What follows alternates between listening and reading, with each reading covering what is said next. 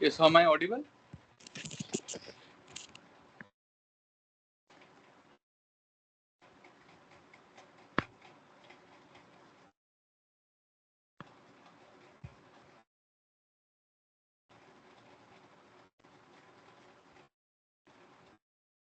We will start at 7. Okay. If you have some doubt, you can just ask.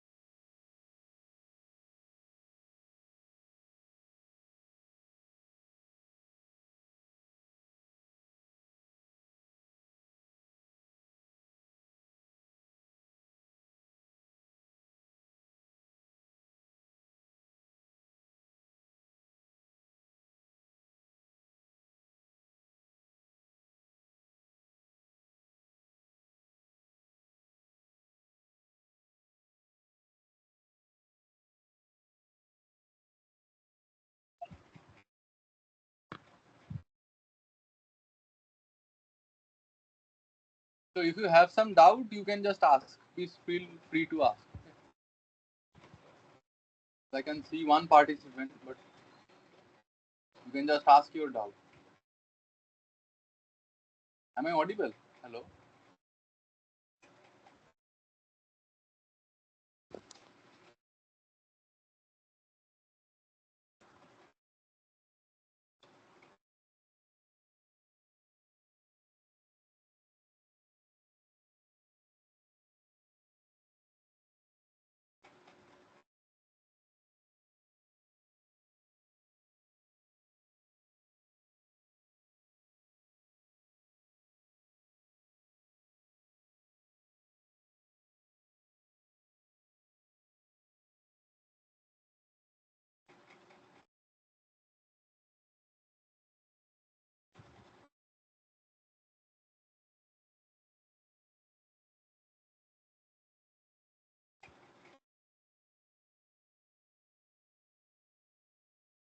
So if you have some doubt, you can just ask. We can utilize the time, right? Kartike Kumar, I can see one participant. Do you have some doubt?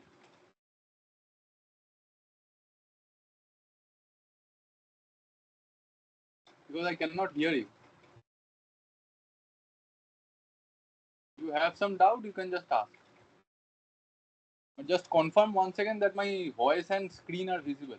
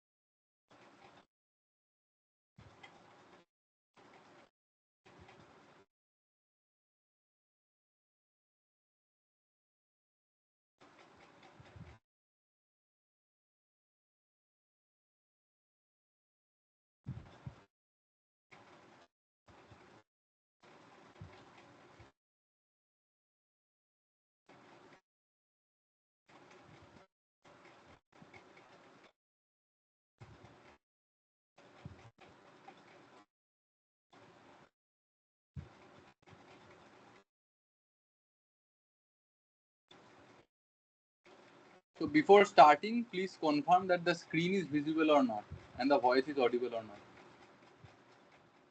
Then we can start the session.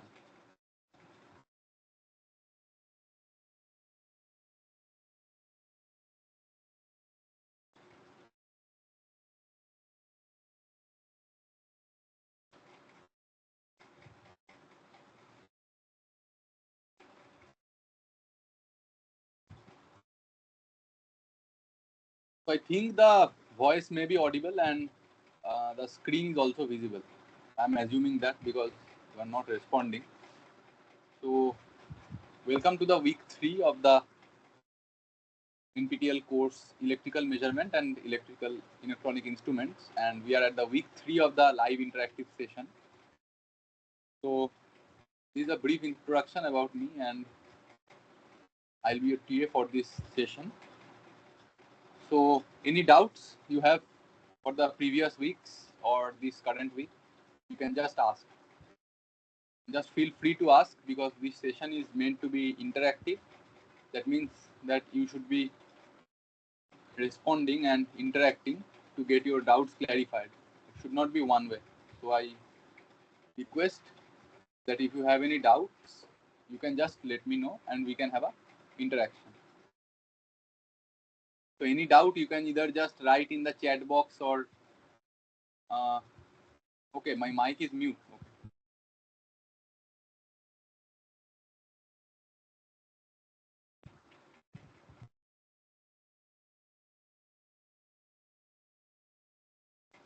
No, but I think my mic is not mute. Can you just confirm?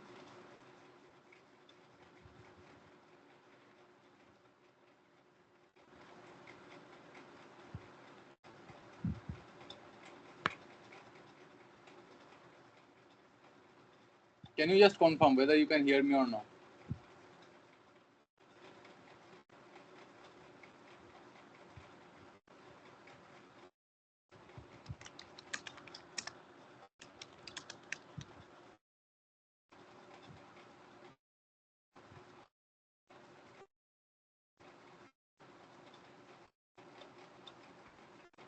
So if you can hear me, you can kindly please confirm, okay? If my voice is audible, kindly confirm.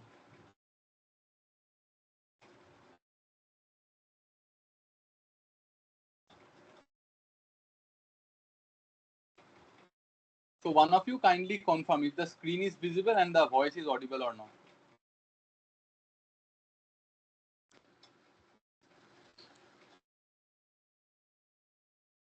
You can just unmute or just can type in the chat box.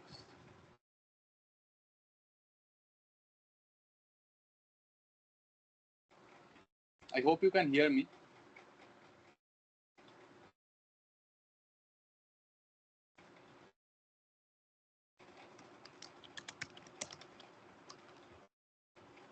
Okay, so you can just hear me, right? And the screen is also visible. So I got the response from one of the participants. So I think we'll proceed with the session. So before proceeding, if you guys have any doubt in the previous week's lectures or the current week lecture, you can just let me know and we can have a discussion over that. Because this session is meant to be interactive. So only I should not be speaking. You can also just interact and get your doubts clarified if you have any doubts.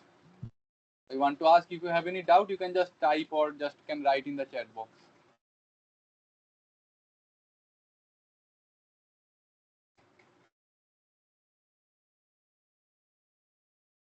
Because I cannot hear any one of you. So maybe some of you can just unmute and just let me know if you have any doubts.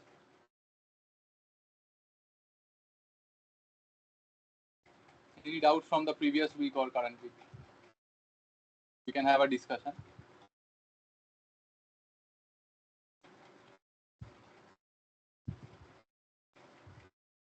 So no doubts. So good. Then we can proceed with the problems. And this week we can have some problems on the error analysis. Okay. So hope all of you have studied something on the error analysis and have also watched the lectures. So still I will just cover some of the concepts. Okay.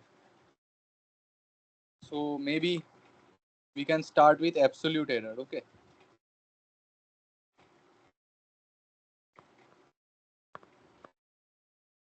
So what is error? Error, you can have some error in measurement due to the limitation on the resolution, or maybe some human errors.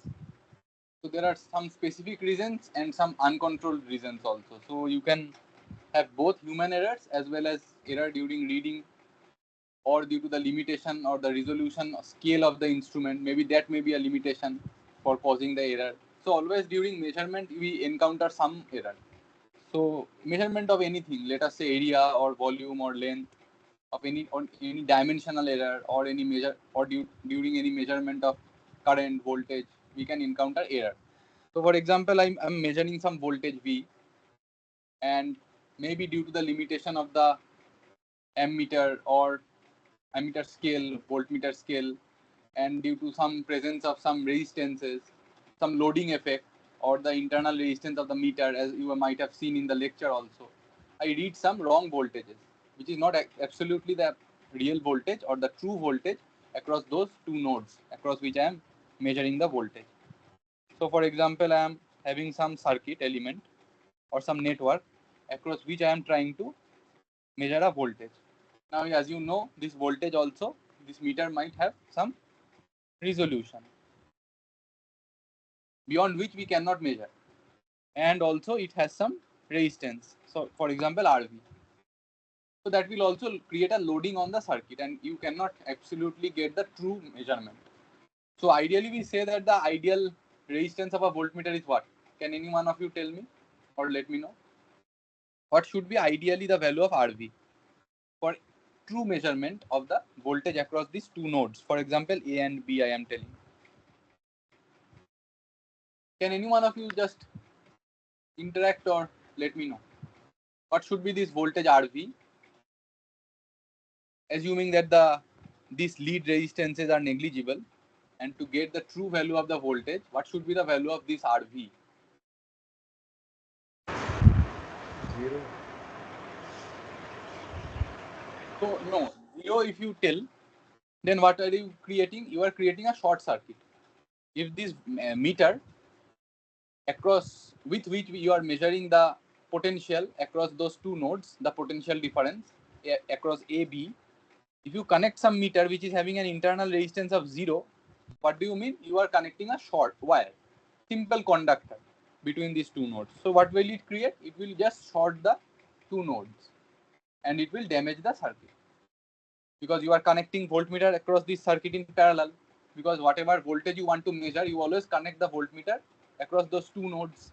So if you connect the voltmeter or some meter which is having an internal resistance almost 0, then you will create a short circuit, which is wrong, which will just damage the circuit. So the ideal, but from any one of you, some other answers, what should be the meter resistance?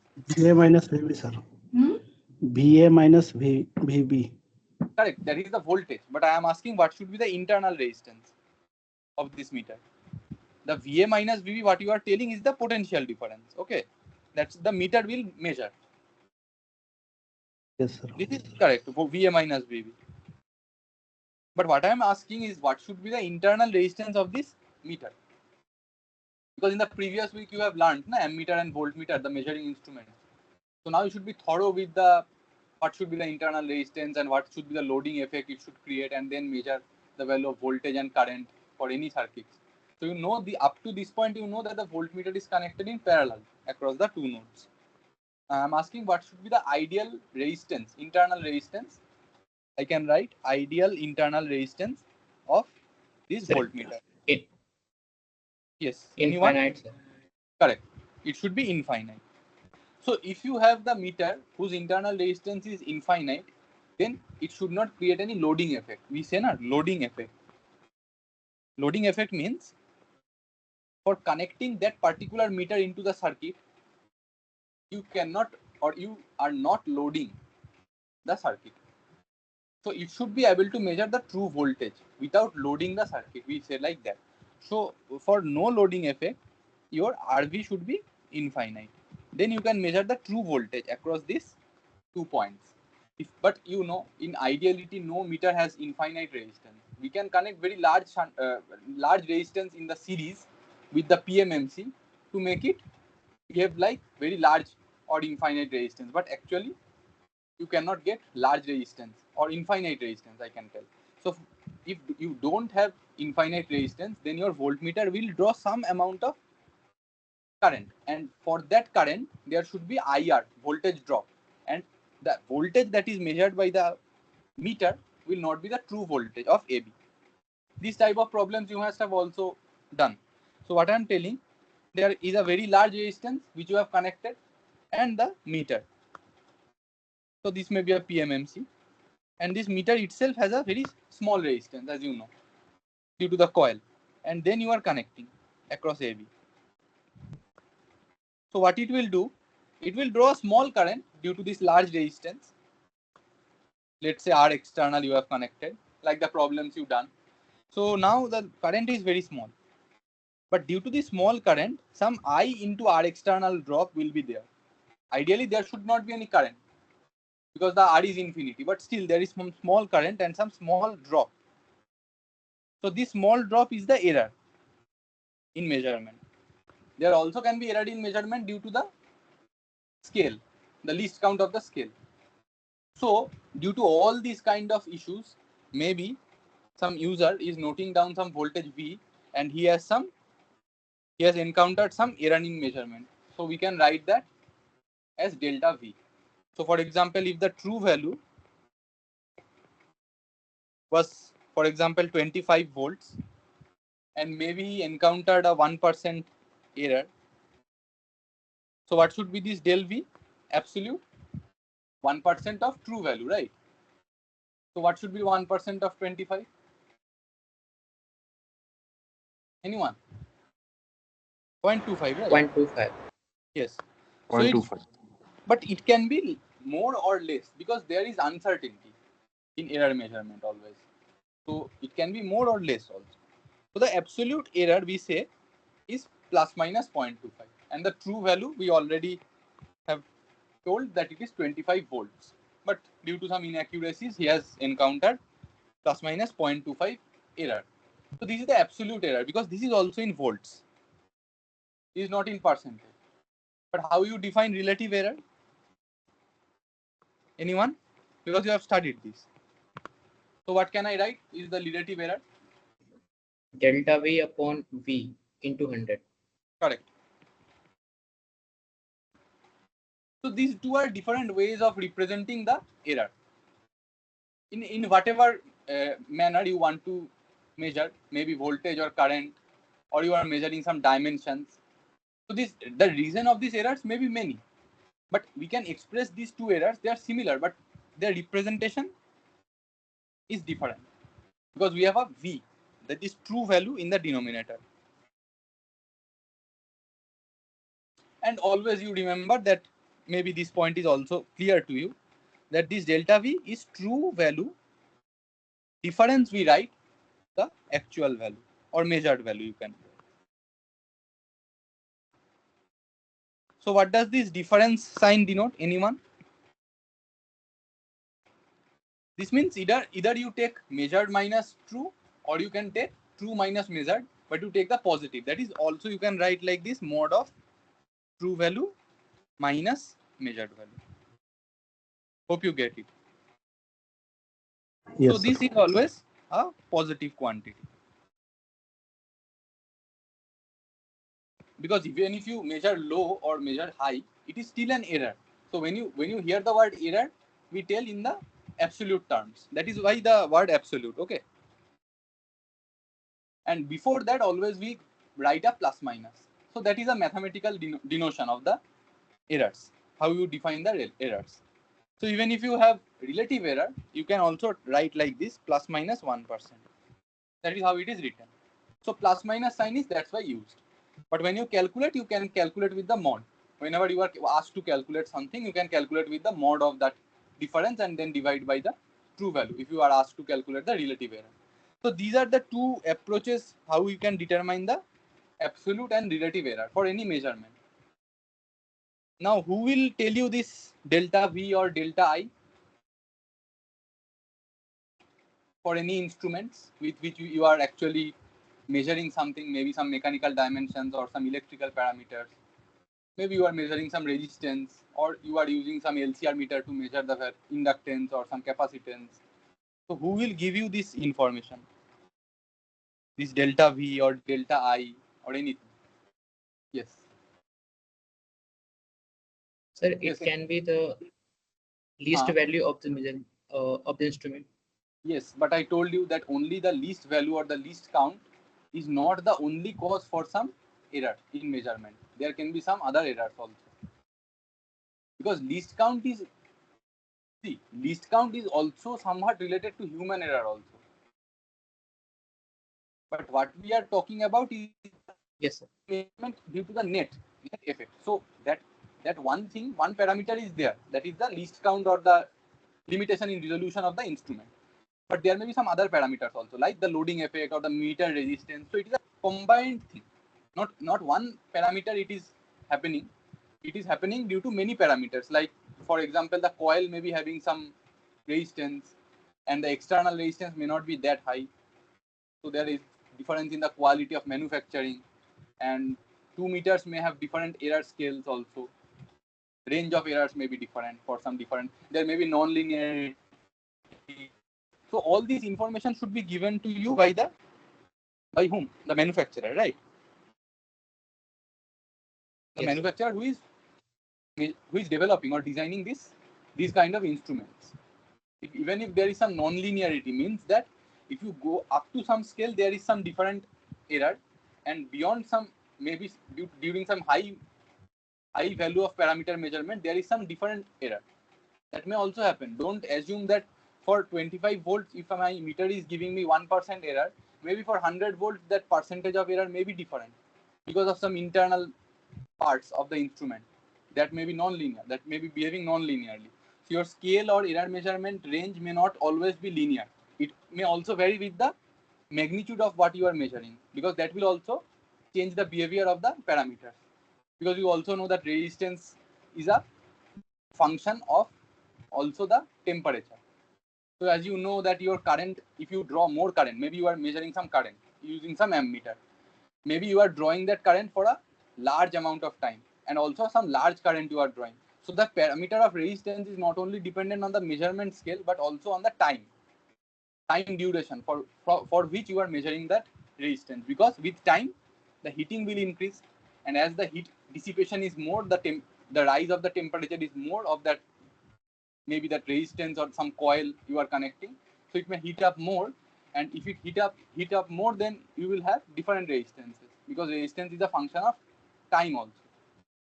Because resistance is not purely a time invariant parameter. So many issues may be there which may behave as non-linearly. So always you cannot guarantee that the scale is linear.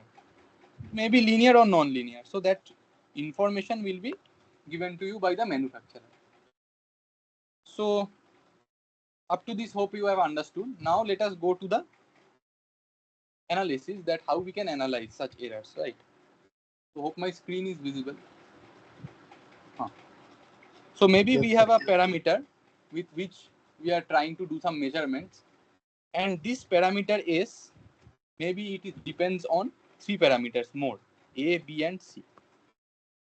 Now maybe it may be A to the power X, B to the power Y, C to the power Z. Some measurement of some parameter which we cannot directly measure. So we are trying to indirectly estimate this parameter by directly measuring these parameters.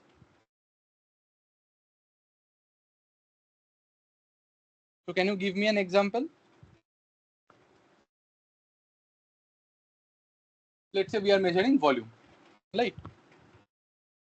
So what we do, we take the length multiplied by the breadth multiplied by the height. So 3 parameters are there. Now we directly measure these 3 parameters and then multiply back to get the volume.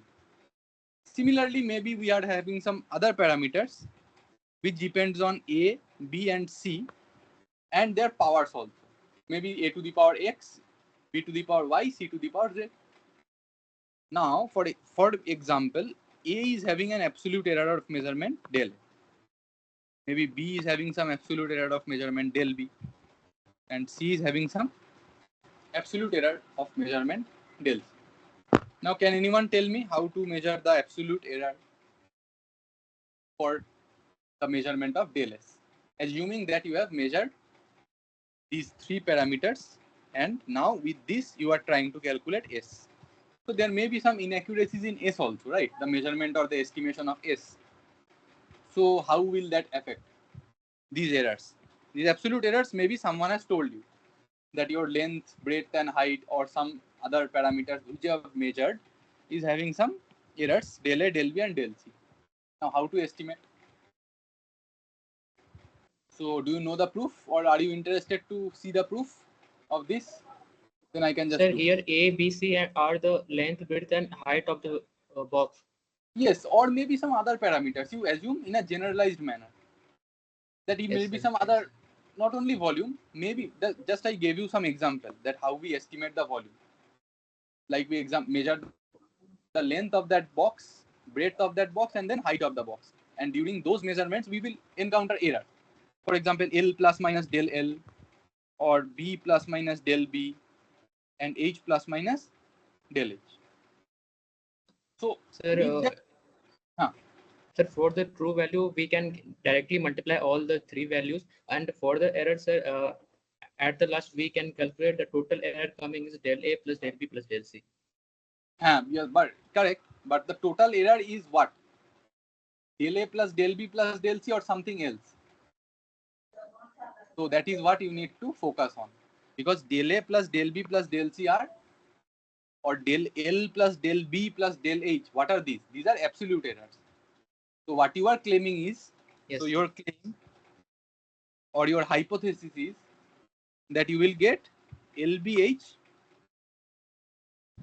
right? Plus minus del L. Yes, sir. Plus minus del B plus minus del H. But please note, these are not your relative. These are the absolute errors. So if you do this, this will not be correct. This will be incorrect. So that is what we are going to see. What will happen? Okay. So this, your doubt will be cleared. And this analysis is very important. Okay. For any kind of error analysis problem you are solving, you need to be very careful about what you are adding and what you are multiplying or subtracting. You need to be very careful about the relation as well as what the question is asking. And what the errors are given. Are the errors which are given are absolute errors, or the errors that are given are relative errors? You need to be very cautious. So now in this problem, even if you see, even if you are given the absolute errors, this claim is not true. I agree that this is the true value, L into B into H.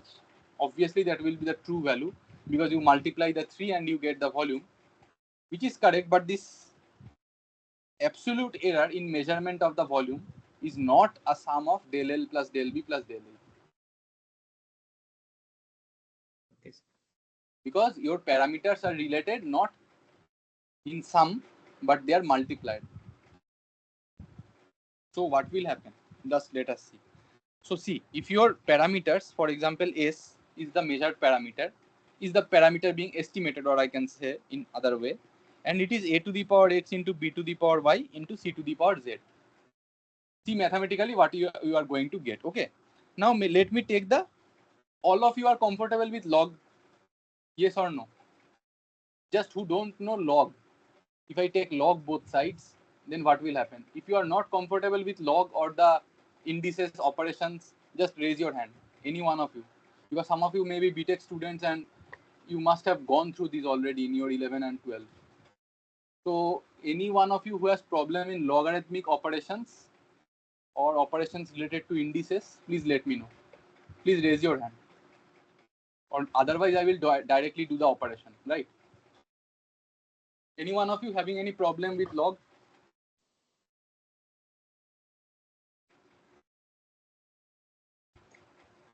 Yes, hello. Okay. So I will just take the log And what will happen?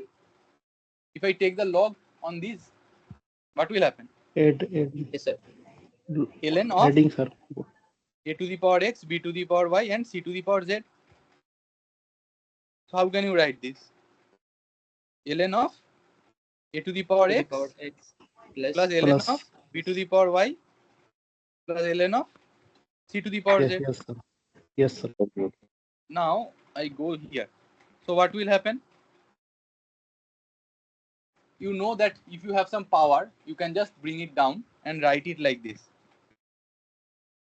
So x times ln a plus y times ln b plus z times ln c. I can write like this. Yes, sir. Up to this, everyone is clear, right? So now let me take the partial derivatives with respect to the parameters individually on both the sides, right? So what will happen? Del s by s, because you know that differentiation of any ln of x may be, it is 1 by x, but into dx, because I am Yes, taking sir. the partial derivative. So similarly, it is, I am taking with respect to these parameters, right? X, y, and z are constant. So they will just stay outside. So x times dou a by a is just partial, okay, like the error only, and y times, and then you have c. So what are these? Can anyone tell me? X, Y, Z are Relative error. Yes, they are the relative error, right? Yes, they are the relative error. So you saw one thing, that during multiplication or division, because division is what? Some minus power. Agreed or not? Division is nothing Yes. but having some minus power, negative power, right? So it will come on top with the inverse of that power, negative of that power, right? But if, for example, a by b square is a into b to the power minus 2 by law of indices. So negative power will come. So that is nothing but a generalized representation we have tried to do here, which includes both multiplication and division, but they are correlated with some multiplication product in a generalized sense. So if you have such terms, then what will happen to the errors? They will just add up, but not in their absolute sense, but in their relative sense. So the relative errors will add up. You see, all the relative errors are adding up. And adding up how many times? To the strength of the power they are having. See, this power is having a strength of x. So that error, relative error of A, is adding x times. This is addition only, right? X times the relative error. And then it is having strength y. So the relative error of B is adding itself to the estimation of S. How many times? Y times. And similarly, the error in C, but not the absolute error, but the relative error, is adding itself Z times, because it is correlated with the parameter being estimated to the power of Z. So since it is multiplied Z times in estimation of S, we are adding the relative error Z times. So always, just as a rule of thumb, you just note that the absolute errors will add up during simple addition or subtraction. However, during multiplication or division, what will happen? The relative errors will add or subtract. Adds. Yes, always add. Even if you have minus sign also, but we'll take the maximum out of that, because you have plus minus. Hope you understand, right? So you need to take always the maximum out of the both, out of the all the terms. So it is plus minus or minus plus, but the effect is same. So how much is the maximum error is the sum of all. So we'll always add. Please note this. Similarly, here I have written during addition or subtraction of the operation. For example, a plus b or a minus b, the two parameters you are trying to measure, still then their absolute errors will add up, because you have plus minus. So absolute errors will only add up. So for example, if I ask you For example, I have A as 5 volt plus minus 0.5 and I have B as 1 volt plus minus 0.1. 0.1 volt you can write. These are what? These are what? Absolute errors, right? So now if I ask you what is A into B, if I write a new parameter Z, can you tell me by calculating what is the error in measurement? And similarly, calculate another parameter X. What is the error in measurement? Just let me know these two parameters. This is your question part 1 and 2. Tell me. Just calculate, all of you. I want all of you to calculate and tell me the answer. Okay, I want to hear the answer from all of you because such questions can come. Okay, in any place, in any exam you give, these questions are very important. Sir, only error part. No, you tell me both. Error, absolute error, total. You write what will be the Z and what will be X. True, plus, minus, error part. Error part you can give me either in absolute terms or relative terms, but I want to hear the answer. See, representation is up to you, but your calculation should be correct. You can either represent the error in terms of absolute terms, which I have represented here. Sorry. Which I have represented here. The representation is in absolute terms, but you can also represent in your relative terms. That is up to you, but you need to calculate correctly by how we have done the analysis. So you tell me, and I want to hear the answer from all of you. Okay. Sir, for the AB, 6.05. that is coming 5 plus minus 0.2. And which one? For the A plus B, sir, AB, Z. Okay. 5 plus minus 0.2. Correct. 0.2% or what? Sir, 0.2, that is of absolute error. Okay. So I take one of these answers from you. And then next one. And for the A plus B, that is 6 plus minus 0.6. Okay. So now I think this part may be clear to all of you. How you have solved that A plus B is 6. That is 5 plus 1, 6. And then I told you that the absolute errors are adding up. That is how you are getting plus minus 0.6. This part may not be causing any problem to most of you, I hope. If you have some doubt, please tell me. If any one of you have some doubt, please let me know. Okay, I assume this part is clear to most of you. Now, how you are calculating this part? Any one of you? How you are calculating this part? Sir, just taking the log on the both sides. No, you don't need to do too much effort because every time you cannot take log. Because if I complicate this problem, how many times will you take log? Because anyway, taking log and then differentiating will give you the net of the or sum of the relative error. You can tell like this that I first determine the relative error.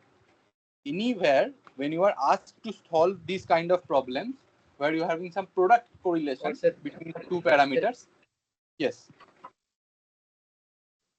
relative error, right? So what is the relative error in B and relative error in A? 0.1. So it is 0.5. First step, step 1, to determine this kind of problem, the Z, that is error, you need to determine the relative errors. So how to determine relative error? It is nothing but the absolute error divided by the true value multiplied by 100%. Similarly for B, what I gave, 0.1 by 1 times the 100%. So what are their percentage coming or the relative error coming? Yes, I want to hear an answer. It is? Sir, 10%. Correct. And similarly, you have the B, which is coming as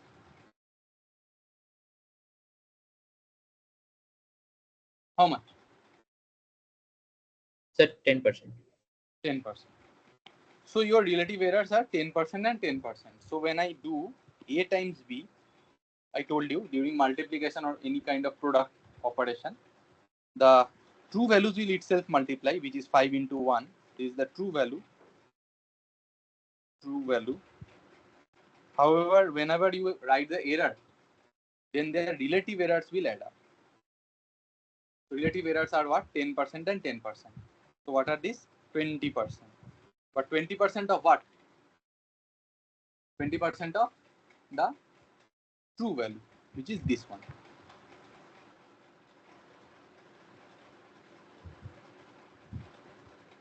So what is 20% of 5?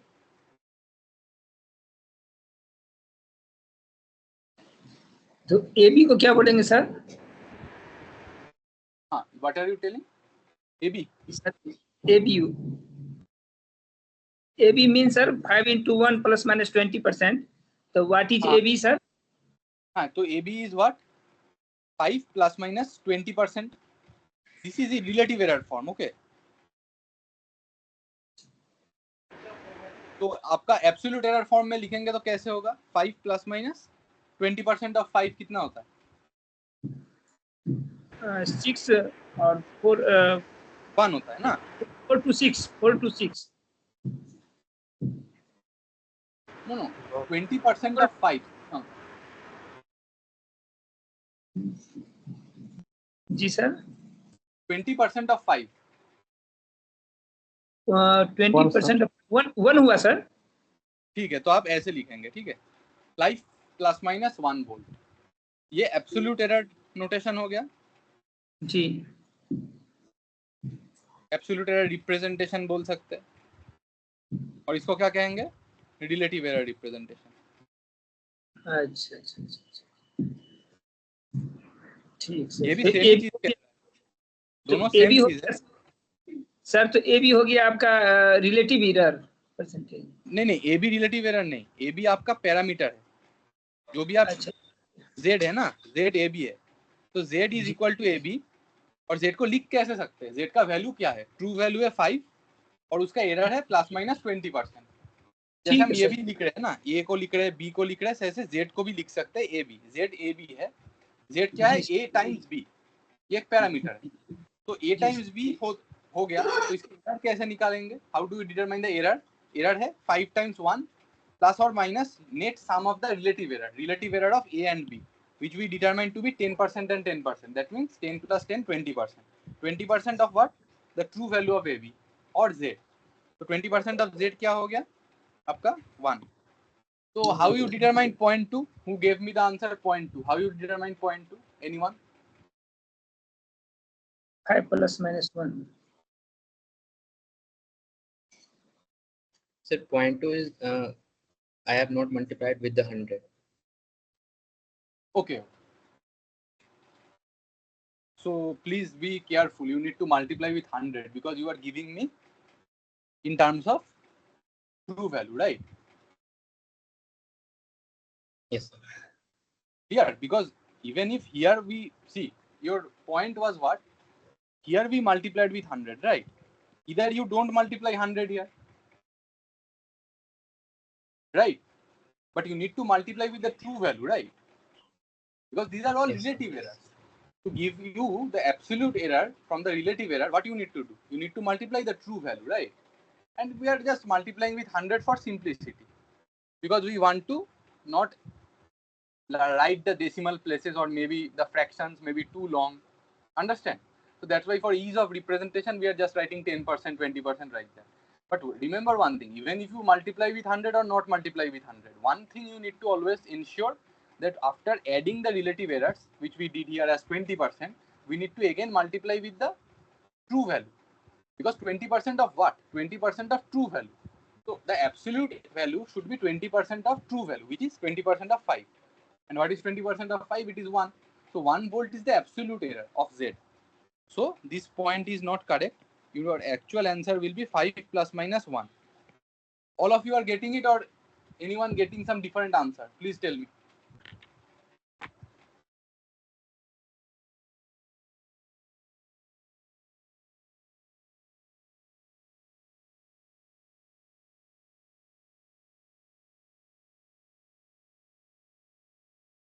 Yes, I want to hear some answer, please.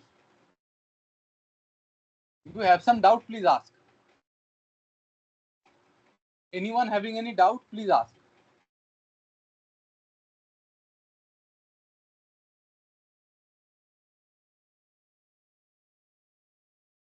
Hello. Okay sir, okay, ठीक है अच्छा sir. ठीक है, तो आपको अगर और भी डाउट है तो इसको दूसरे तरीके से भी कर सकते हैं। This was the short way of doing. इसको और कैसे कर सकते हैं? z इक्वल टू क्या है? a times b। a को कैसे लिख सकते हैं? How do you right a? 5 plus minus 0.5। What is b? 1 plus minus 0.1। इतना तक क्लियर है सबको? जी सर। हाँ, ये सारे एब्सोल्यूट वैल्यूज है, ठीक है। एब्सोल्यूट एरर कि 5 वोल्ट को मेजर करने में मेरे को 0.5 वोल्ट का एरर आया, 1 वोल्ट को मेजर करने के लिए 0.1 वोल्ट का एरर आया। इतना क्लियर है? तो z को मैंने लिख दिया। तो क्या है, इसको अब तोड़ेंगे, ठीक है। तो क्या होगा? 5 into 1 is 5, 0.5 into 1 is plus minus 0.5, 5 into plus minus 0.1 is 0.5, plus minus 0.5 into 0.1। Clear? अच्छा, वो मल्टीपल कर 0.5 इंटू 0.1 बहुत छोटा होता है, उसका नेग्लेक्ट कर सकते हैं, ठीक है। क्या लिख सकते हैं? 5 plus minus 0.1, sorry 5 plus minus क्या होगा? 0.5 प्लस 0.5 1 होगा। ये भी आपको सेम वैल्यू दिया जो आप यहां से कैलकुलेट किए थे।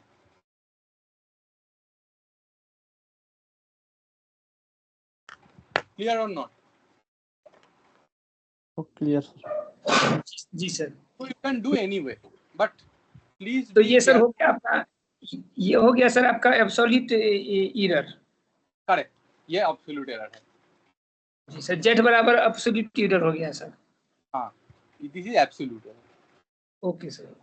लेकिन आप जब relative relative error relative error. क्यों, हाँ रिलेटिव एरर क्यों आया? रिलेटिव एरर एक छोटा सा स्टेप होता है कि whenever you have product multiplication और division, then we know relative error add होता है। तो वो छोटा स्टेप में हो जाता है। आप रिलेटिव एरर एक एक का निकाल लेंगे, ए का और बी का, तो आप दोनों को ऐड करके तीसरे वाले जो z है उसका रिलेटिव एरर निकाल सकते हैं। लेकिन रिलेटिव एरर ही निकलेगा ऐड करके। तो उसको एब्सोल्यूट में मांगेंगे तो फिर से आपको एब्सोल्यूट में करने के लिए क्या करना होगा? 5 का 20%, मतलब 5 इंटू 20% 1 आता है, तो आपको वो लिखना पड़ेगा। तो ये एक छोटा स्टेप है, लेकिन you can also do like this, ठीक है। तो keep one thing in mind always, that the during product, I am again writing relative errors always add, not only product, multiply by division, anything। Relative error हमेशा अच्छा sir. कभी subtract मत कीजिएगा, ठीक है। कभी भी सब्सट्रैक्ट मत कीजिए, even if you have division, don't subtract. So I will give you one problem, you do, ठीक है। आपको और भी क्लियर हो जाएगा।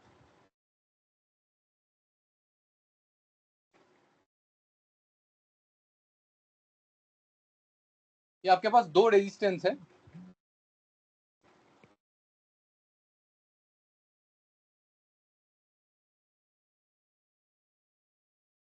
तो आप now the first value of resistance is, maybe I can write it from here. So R1 is 100,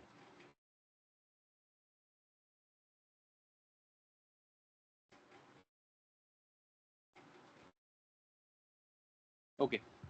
So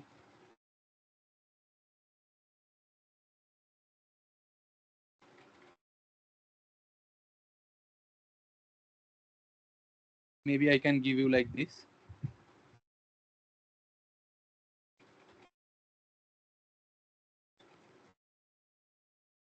These are ohms, okay.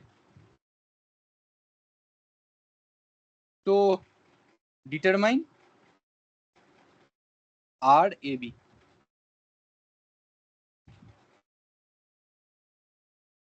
Calculate and let me know RAB, either in absolute or relative. Maybe I will give you two parts. Calculate absolute error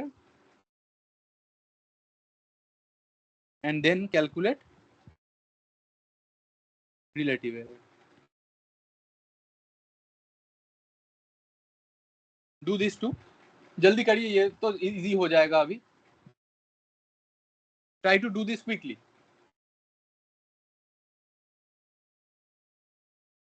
तो RAB क्या होगा? Anyone? RA into RB plus by RA plus RB. इतना clear है? Yes, sir. तो try what will be it? दो product है, फिर एक डिवीजन है, और यहाँ पे दो एडिशन है. तो करके बताइए क्या होगा आपका एब्सोल्यूट एरर और relative error.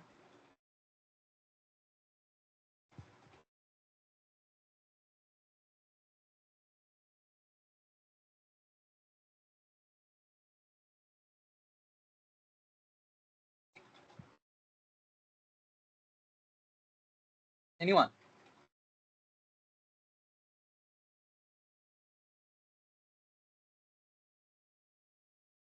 See, RA times RB कितना होगा, और R1 times R2, sorry RA times RB नहीं होगा, ये R1 R2 होगा, सॉरी.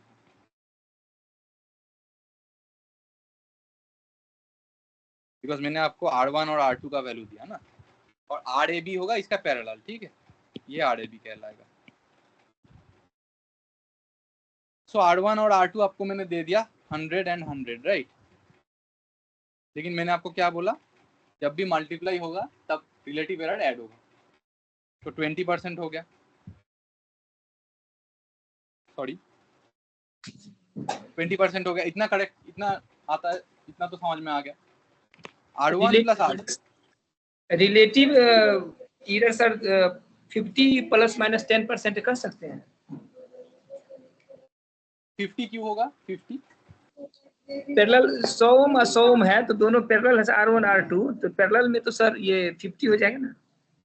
करेक्ट, लेकिन 50 होगा, लेकिन आपका जो एरर है ना उसको आप कैसे कैलकुलेट करेंगे, वो तो मैंने समझ गया. आप ऐसे किए 100 into 100 by 200 जी, और सेम एरर सेम रेजिस्टेंस होता है तो हाफ हो जाता है, वो तो ट्रू वैल्यू के लिए होगा. लेकिन वैसे करेंगे ना तो आपको एरर नहीं मिल पाएगा. एरर कहाँ से मिलेगा आपको? एरर भी तो चाहिए, ये तो साथ में बैठा है ना, ये सब एरर्स भी तो कैलकुलेट करना है. तो ये कैलकुलेट करने का स्टेप क्या होता है, ये तोड़ तोड़ के कैलकुलेट करना होता है. तो कैसे तोड़ के कैलकुलेट करेंगे? पहले देखिए R1 times R2 by R1 plus R2, ये फॉर्मूला होता है ना पैरेलल करने का. तो आपको क्या करना पड़ेगा, R1 टाइम्स R2, R1 कितना है 100 और R2 कितना है 100. और मैंने आपको बताया कि जब प्रोडक्ट होता है तब what happens, the relative error gets added. तो 20% हो गया. अभी देखिए R1 plus R2, R1 plus R2 क्या होगा 200, 100 प्लस 100, ठीक है. और उसमें क्या होता है प्लस में, absolute errors get added. What is absolute error, can anyone tell me? Sir, 10. Correct, but 10 plus 10, ठीक है. 20 प्लस माइनस 20. हाँ, तो प्लस माइनस 20, तो ये कितना परसेंट हो गया?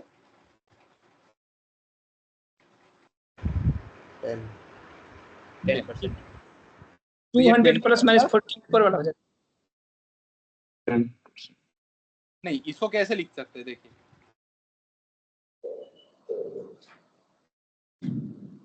ठीक है, डिवाइडेड बाई 200 प्लस और माइनस 10% लिख सकते हैं ना. इसको कैसे लिखेंगे बोलिए? ये 100 टाइम्स 100 हो गया, डिवाइडेड बाई 200, ये आपका ट्रू आ गया, ठीक है. अभी देखिए आप, we are dividing but the relative error will Added. तो कितना हो गया निकालिएगा.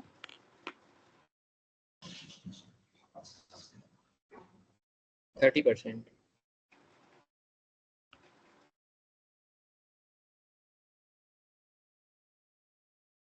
लेकिन ये सही है क्या?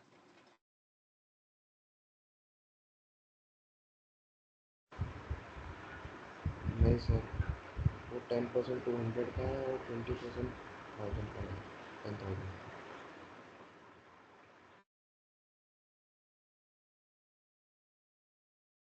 Think about it.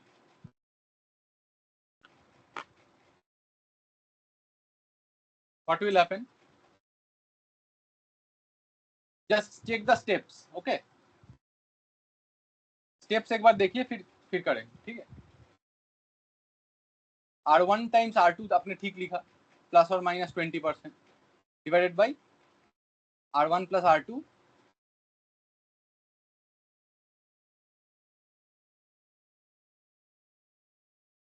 चेक करिए एक बार।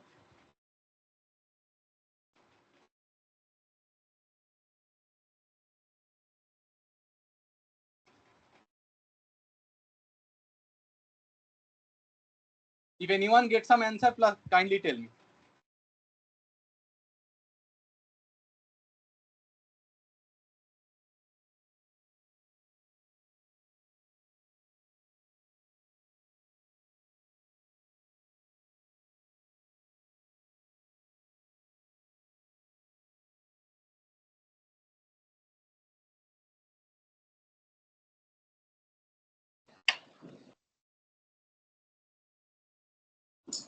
See some difference?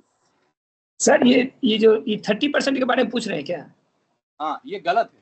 क्यों गलत? ये सर 10% होगा, 20% और डिवाइडेड 10%, तो हमको लगता है क्या कि माइनस होके 10% होगा क्या सर? नहीं, वो सही तरीका नहीं है जो आप सोच रहे हैं, क्योंकि अभी तक हम क्या बात कर रहे थे, R1 बाई R2 और R1 टाइम्स R2, लेकिन बीच में एक प्लस ऑपरेशन भी आ गया यहाँ पे, और फिर डिविजन ऑपरेशन आ गया, तो this condition is different.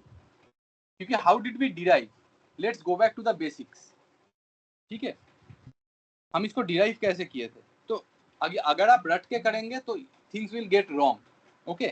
So don't memorise anything, so this is wrong, okay, this is not correct. Why not correct? Because you were not obeying the correct principle. Because what was the principle was, if we were normal division and then normal product, then you could have done the correct way. But here a division sign is accompanied with a plus sign, so steps will be different. So how different? You can see the maths. So let me show you. One second. तो इसके derivation देखते, तो आपका क्या होता है, R equivalent 1 by R equivalent equal to 1 by R1 plus क्या होता है, okay. Any doubt in this? No sir. यही तो होता है R1 R2 by R1 plus R2 ना। जी सर, जी सर। तो let us again do the similar way, let us do the differentiation, okay. क्या होगा इसका डिफरेंशिएशन?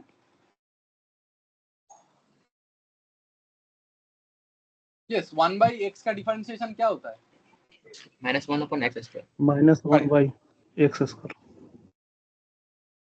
इनटू डेल आर इक्यू, हाँ ठीक है।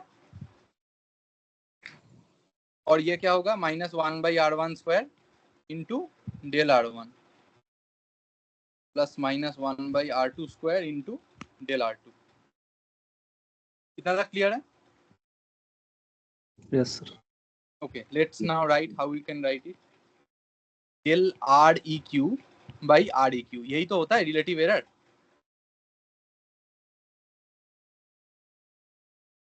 Minus sign you can just cancel. So what will it be? Equal to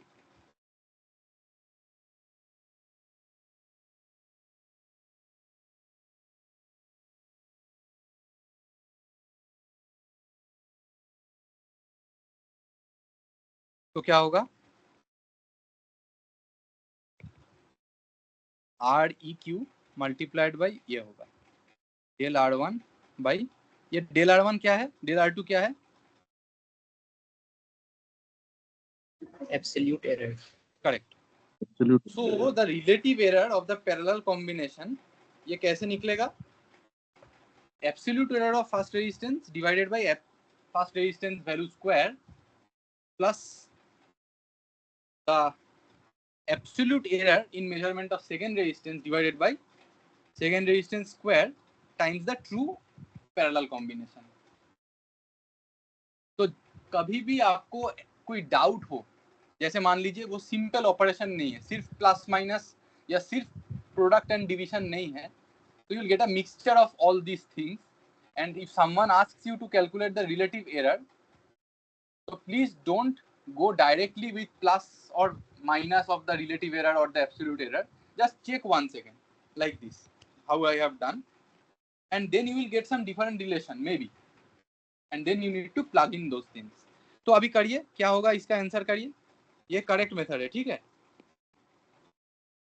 correct method ऐसे करिए, क्या होगा. तो don't do it like this, ठीक है. ये मिसकॉन्सेप्शन है. ऐसे करेंगे तो गलत होगा, ठीक है. तो अभी करिए 100 प्लस माइनस 10% और 100 प्लस माइनस 10% करिए इसको. You tell me this answer, this very important. Okay, एक कोई एक करके मेरे को बताइए. Sir, it is coming 10%. तो how you derive. REQ is what 50, जैसे ऑलरेडी हमको बोला REQ is 50. This is clear ना. RA parallel RB is 50. Now what is del R1? Del R1 is 10 ohm. So 10 by 100 plus 10 by 100. Sorry, not 100. 100 square, right?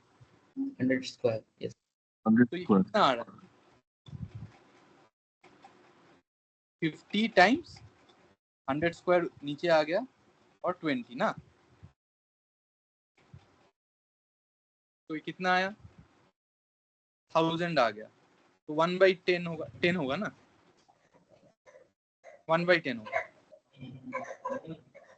तो आपका 10% हो गया, ठीक है. तो in terms of percent if I right it is 10%. तो आप कैसे भी लिख सकते हैं, मतलब 1/10 आप कर सकते हैं और एब्सोल्यूट एरर निकाल लेंगे. एब्सोल्यूट एरर कितना होगा फिर? ये तो हो गया रिलेटिव. तो एब्सोल्यूट एरर क्या लिखेंगे? 50 ओम प्लस माइनस 5 ओम. ठीक है. Any doubt in this? You do like this. Okay, any doubt please let me know. No doubt sir. ठीक है, ऐसे करिएगा तो you will not face. Why it change anyone? तो सर ये तो वही हो गया ना, 100 ओम का पैरेलल कर दिए तो 50 ओम हो गया, और 10% का पैरेलल कर दिए 5% हो गया. करेक्ट. लेकिन आपका वो मेथड जो है ना, वो हमेशा करेक्ट नहीं होगा. इट में समटाइम्स मिसकॉन्सेप्शन के लिए ये कभी कभी गलत हो जाएगा आपका. तो आप एक बार करके देख लीजिएगा, ठीक है. मतलब हमेशा वो ट्रू नहीं होता है. जैसे आपने देखा ना, always it does not add और does not subtract. Similarly always may be some में एरर में बी देयर. मान लीजिए इसको मैं थोड़ा अलग कर देता हूँ ना, तो आपका वैसे नहीं होगा. एक बार ट्राई कीजिए सर ये. हाँ, तो that is what. Sir data देके देखिए. ठीक है. जी sir. Okay, so now we move on to another numerical. So high resistance measurement, you try this numerical. ठीक है. I hope the numerical is visible on the screen. अगर दिख रहा है तो काइंडली बताइए. और नहीं दिख रहा है sir. Okay, so there is some latency. ठीक है. अभी जी सर दिख रहा है ना. हाँ सर. हाँ, काइंडली try this numerical. जी सर दिख रहा है. हाँ, इसको ट्राई कीजिए थोड़ा.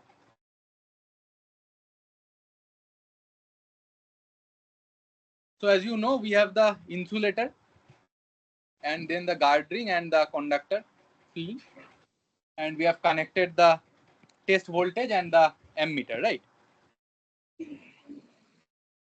So this is the generic arrangement we have done to measure the various parameters like the insulation resistance by measuring the voltage and the current. Now the dimension is given. अच्छा, current कैसे flow होगा? Potential कैसे दे रहे हैं? ये ऐसे दे रहा है. यहाँ पे प्लस दे रहे हैं, यहाँ पे माइनस दे रहे हैं. ठीक है. तो current will flow how? In this direction, right? You can tell axially or something like that. So please try this numerical. Okay, just read it and it is simple. So please note, in the presence of guard ring, it is told. It is told that it is in the presence of guard ring. So measuring the insulation resistance of a block of insulator, which is shown here, and the applied voltage across that material is, so we have connected the guard ring also, and you have told that 6 microampere is the current that is found to flow with the presence of guard ring, and 8 microampere in the absence of guard ring. So what will guard ring cause the difference of? Absence of guard ring will lead to what? Surface current. Correct. So that is the one thing which is extra in this. So how we can measure the volume current?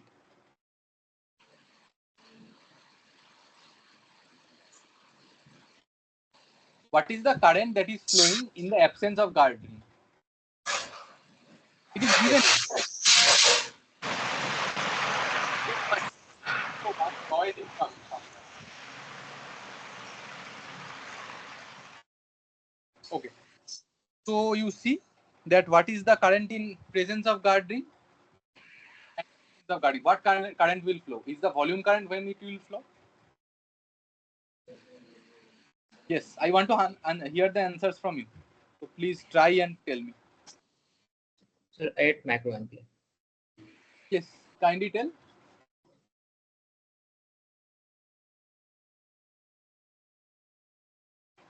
Yes, what was the answer?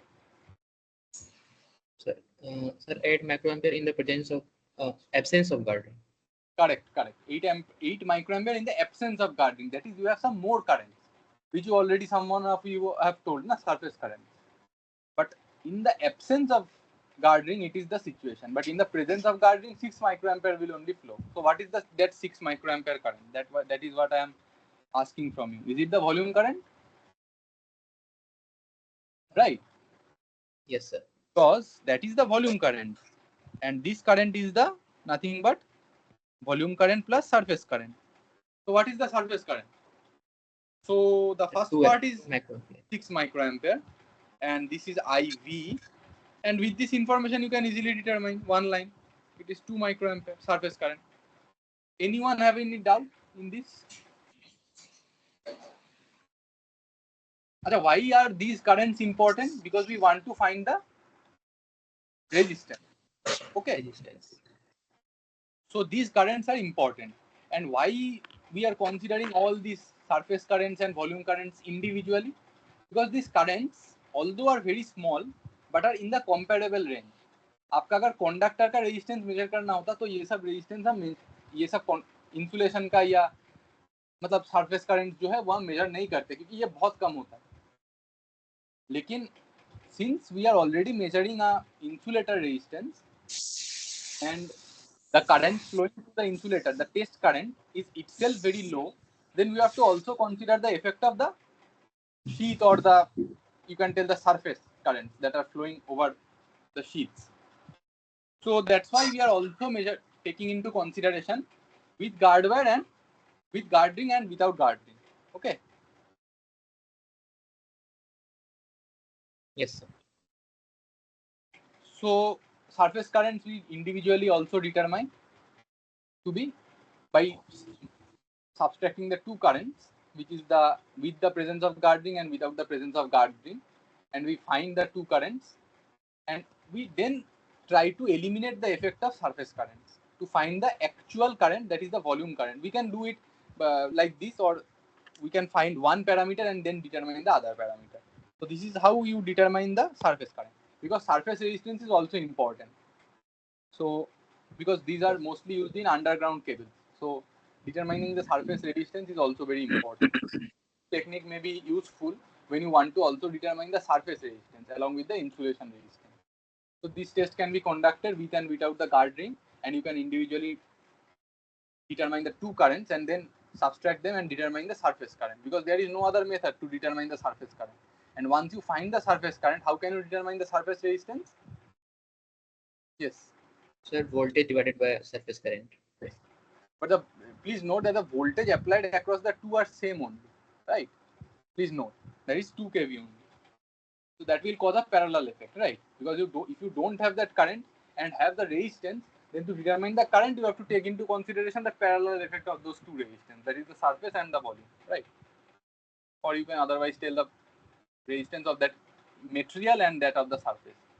Both should be in parallel because the same voltage or same test voltage is applied across both. That's why they are coming in parallel if you draw the equivalent network. So first part of the problem doesn't require any dimension and all those things because we only are talking about the currents. And by the concept, we determine the current. That is the volume current and the surface current. Both are determined. Now you see the next part. Hope the next part is visible.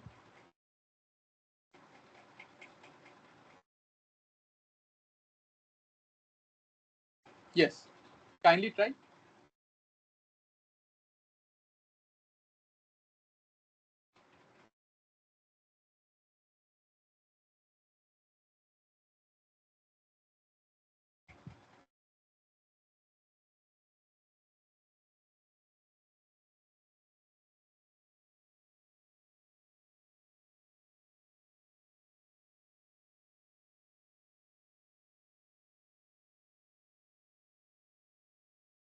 You have the same problem, right? This problem is the same problem. But only you have to determine some additional parameters, which is the surface current. Surface current, how much you determine? Tell me. Sir, 8 2 minus micron. 2 micron. This one is simple, right? Now you go ahead with these 4 parameters. Volume resistance, volume resistivity, surface resistance and surface resistivity. So you know R is rho L by A for volume. So volume resistivity if you want to determine or volume resistance. But for surface,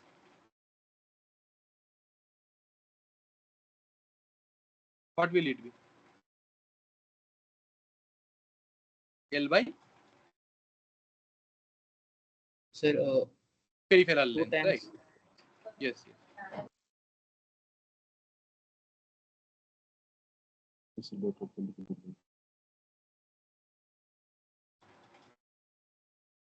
So its unit will be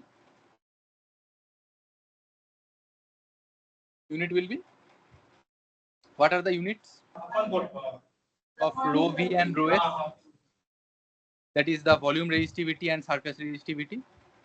It is in ohm centimeter, and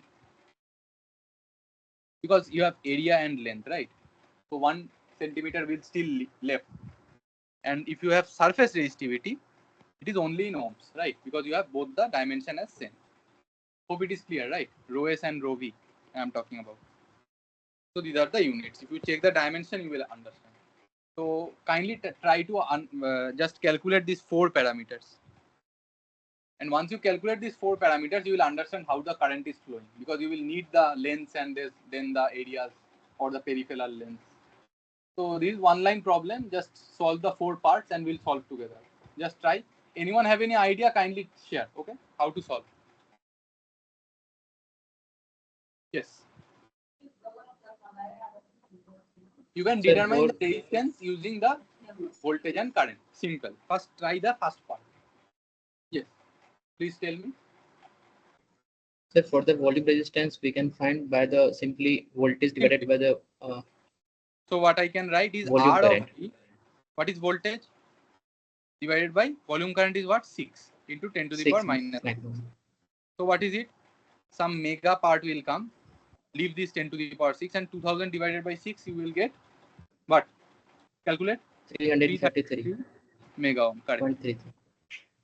So you have already calculated the first part and the second part.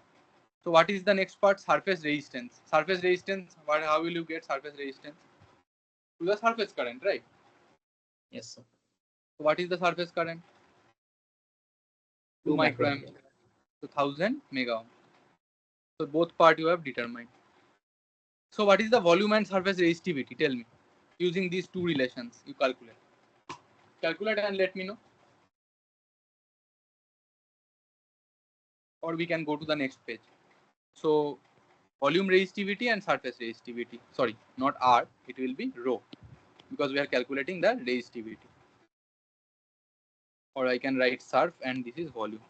So what are these two formulas? Can anyone just write it in detail? So what is volume resistivity? It is nothing but volume resistance multiplied by Cross-sectional area divided by by length. length of what? Length of current path. Correct. Please don't get confused. It is the length of the path through which the current is flowing. And what is A? A is the cross-sectional area perpendicular to the direction of flow of current. This is what it means. Na? If current is flowing like this, the cross-sectional area should be taken like this. Okay. It is the direction of current flow. Always you take this cross-sectional area.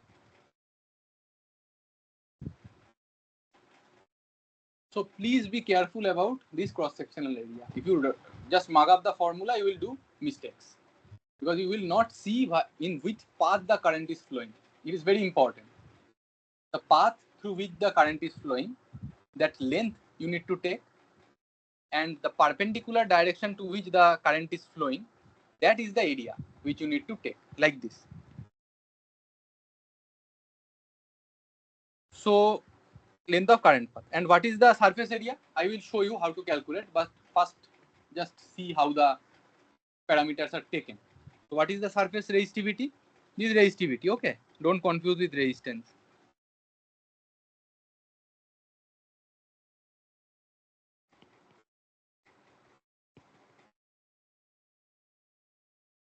So what is RV? Volume resistance, right?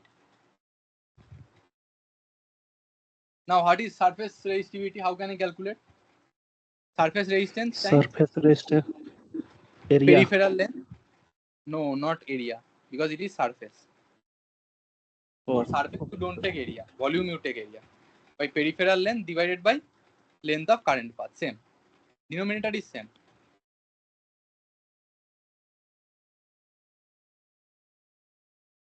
Now how to determine this cross-sectional area and length of current path and peripheral length? Because RS and RV you already have calculated. What is RV and RS?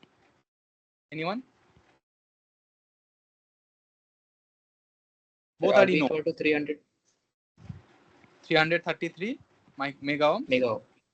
And this is 1000 mega ohm. All are in ohms. So what should be the your unit of this rho V and rho S? I told you already, maybe in mega ohm, and 1 centimeter term will come. Why? This is the unit. Because you have ohm and then centimeter square divided by centimeter. So centimeter on top will come with mega ohm. But here you have length and length. So only this is still mega ohm units. So resistance and surface resistivity and surface resistance will have the same units. Please note.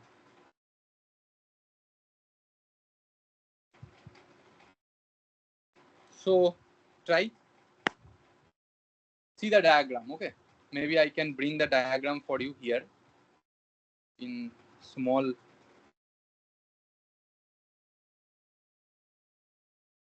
Maybe I can bring here and I can crop the other parts also.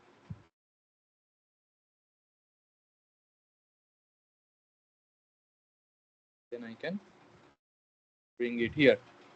And what are the lengths? Let us also bring that. L equal to 40, W equal to 20, H equal to 10. L is 40, W is 20, and what is H? 10. So now try. Just see and try. So how will the current flow? You know, na? So what length should I take? Set W.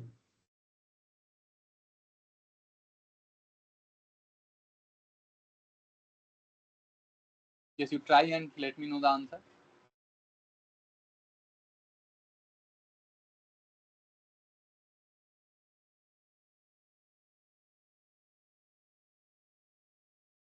Because always just see how you applied the voltage. You applied the voltage like this. So current should flow like this. I already told you. So what is the length of the current path? Anyone? Please try.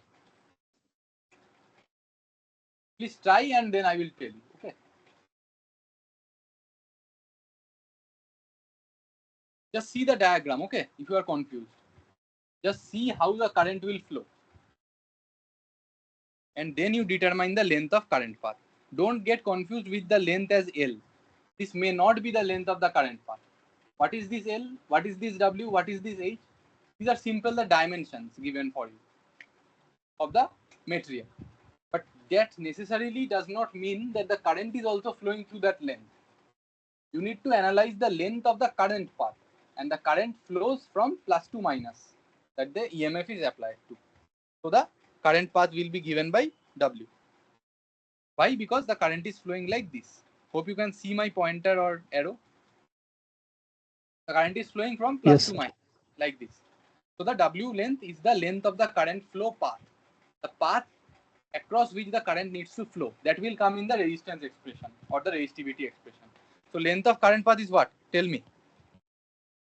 What is RV? 333 mega ohm multiplied by area we have not determined. Length of current path is 20 centimeter, right? Yes, sir. But always take in meter. If you want in meter. But since here we are not doing meter, we can also write centimeter, right? So let us take centimeter because the unit is itself in centimeter. So no problem. So what can you do? To calculate the area, what is the area of the current path? Cross-sectional area. 20 into 10. 20 into 10. Is it so? Just see. Sir, 10 into 40. Correct. You should see if the current is flowing like this, you need to take the area perpendicular to that. The current flow direction, right? Yeah, yes, sir. So what is that? If current is flowing like that, you need to take this area, na? Because that is the area that it will face, like this. The current is trying to flow to the W, and the area is coming as L into H, which is 40 times 10. So what is it coming? Tell me. Final answer, mega ohm centimeter. This centimeter square, this centimeter. So centimeter and centimeter square, one term, 1 centimeter will be left. And what is it? 20 times 333. So what is it? 6,666.67. Everyone getting, or I need to explain again? I can explain. Okay.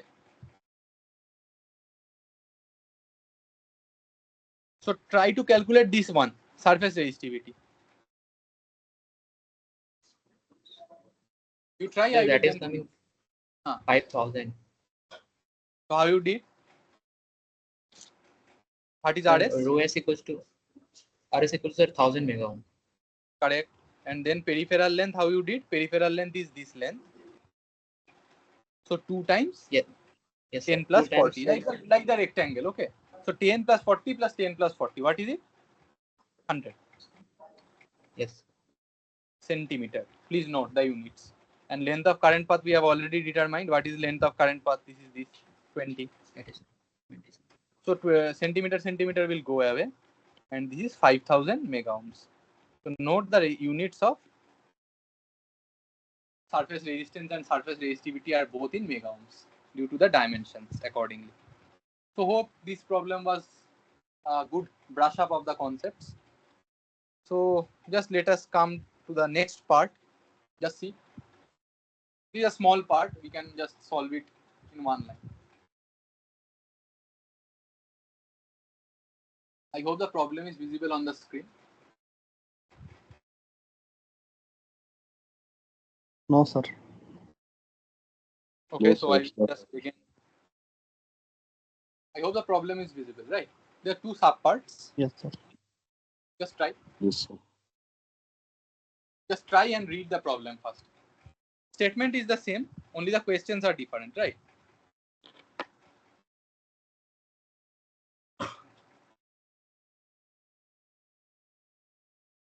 So it is saying that with the same arrangement, if we perform the similar experiment, however, now we have changed the dimensions slightly.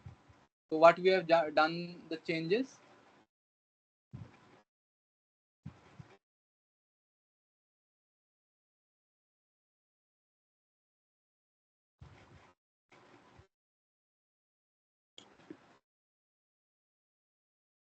So one information I need to give you, that now the length is changed to 160 centimeter, new length. Okay. This information is missing. So now with this new L, previously L was 40, W was 20, and H was 10. Now we did one simple change. That, for example, assume that now the length of the material for which we are doing the experiment, material is same. However, the dimension of that material is slightly changed, which is now becoming 160 centimeters. So what will be the change in the presence of guarding and in the absence of guarding? Change in the current, I am asking. Okay. So why the current will change? Anyone? Why current will change? Because the surface resistance and the volume resistance will change. Yes, because RS and RV will vary as L changes, but V still is constant.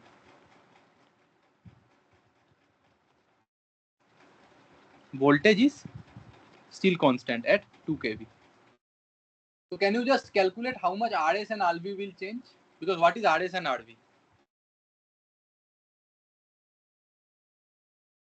This is nothing but rho L by A. Sorry, rho L by N. Right? And what is RV? Rho V I can write. RV. Okay. So rho V L by A, and RS, surface resistance, is the surface resistivity times L by peripheral length. This is correct, I think. Now this L is not that L. This is length of current path.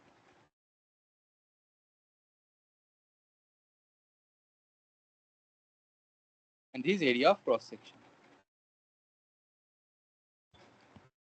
And this is also length of current path.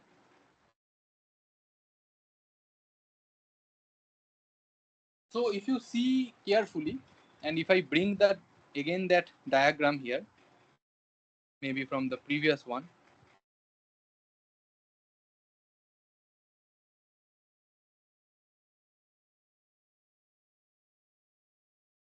if you see carefully, the current was flowing like this. So the length of the current path was W. So this is assigning the value of W. But how is L related to RS and RV? Inversely, right? Everyone agreed, right? So what is Yes. area of cross section? Area of cross section is L into H. Similarly, area here is the peripheral length, 2 times L plus H. So everywhere L is related inversely, right? So now L is increased how much? 4 times. So resistance will be 1 by 4 times. RV reduces 1 by 4 times. So what will be the effect on current? Volume current. Volume current increases 4 times. 4 times. So what is volume current? It is nothing but the current in presence of guard ring. So what is that?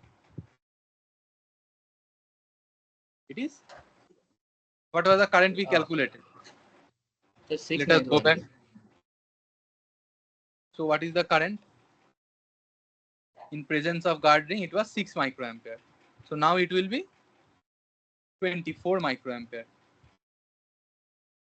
It is the volume current. Okay? Now what will happen in the surface current?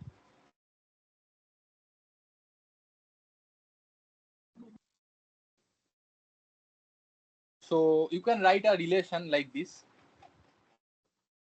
that now length is maybe 160 centimeter. So what is the peripheral length? Because peripheral length is the parameter, right? So what is the peripheral length? 2 times 160 plus how much? H is 10. Okay. So what is the peripheral length now? New peripheral length I can write. 340 centimeter. Or you keep it like this, 2 times 170, right? We can calculate at last. And old peripheral length, can someone tell me how much it was? When L was? Sir, 100. 40. So what was it? Sir, 2 into 40 plus 100. 10. 100. So how is RS related to peripheral length? Inversely. So RS new by RS old is nothing but peripheral length old, because it is inversely related, right? By peripheral length new. So can someone tell me what is the value of RS new, surface resistance? It is the old peripheral length, which is 100, divided by the new peripheral length, which is 2 times 170, multiplied by the old surface resistance. What was the old surface resistance? 1000 mega ohm, right? Yes, sir. So calculate what is RS new.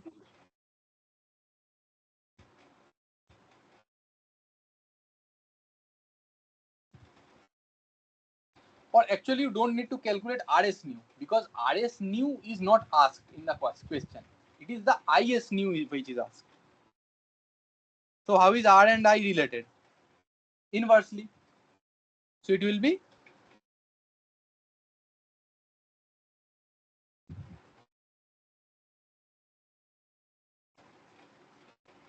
calculate what will be it be.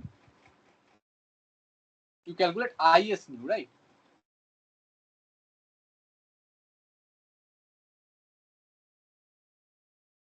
RS new you can calculate from here, but this factor I need, right?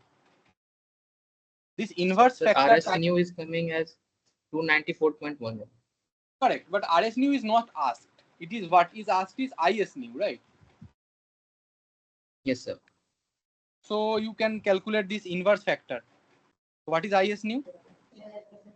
It is 2 times 170 divided by 100 times the IS old.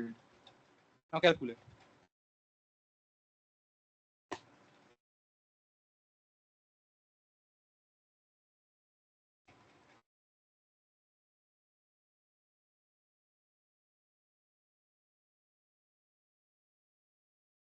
Sorry, here are 2 factor will come, na? Okay, we have taken already 2 factor. Okay, correct.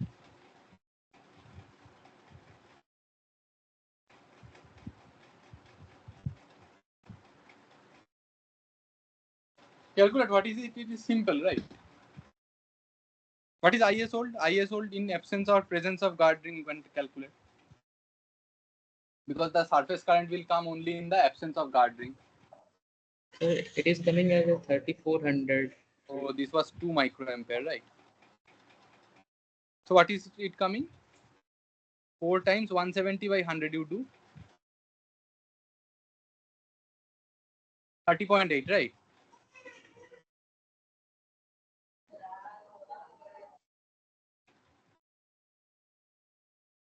It's a 6.8. Oh, sorry, 6.8. Sorry. So now, but you have to calculate the what? Current read by the meter. What the meter will read? This absence of guard ring, right?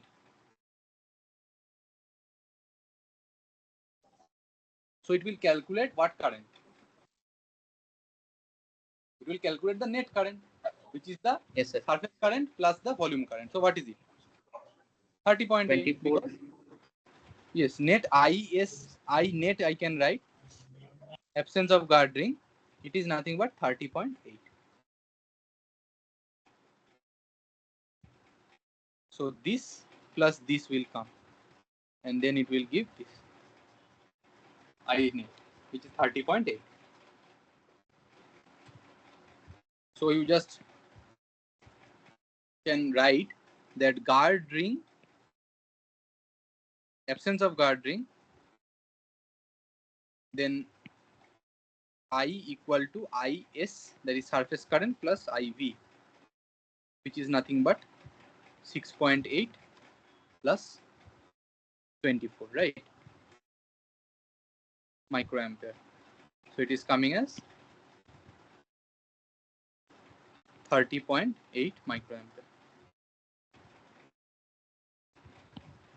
Anyone having any doubt can please ask. If any one of you have any doubt, please ask. Don't feel shy because these sessions are designed to have some interaction, but none of you are interacting.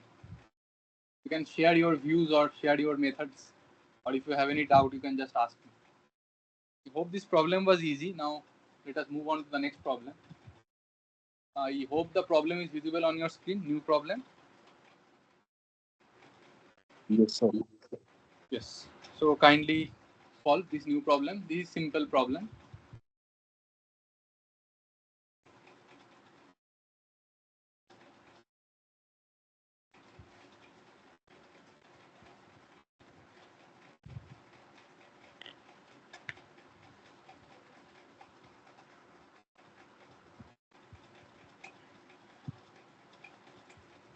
So read this problem and try to solve.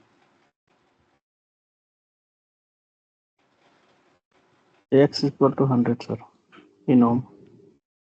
Okay. So how you determined X? Achha, one thing, can anyone tell me what is it? It is P by X equal to Q by R, or P by Q equal to X by R? Which one is correct for this problem? For balance. For balance, is option A or option B? Which one is correct?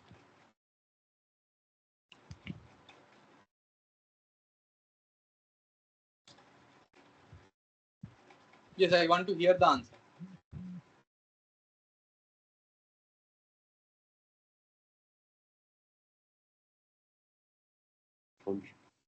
Both are correct, sir. No, both are not correct. Kindly check.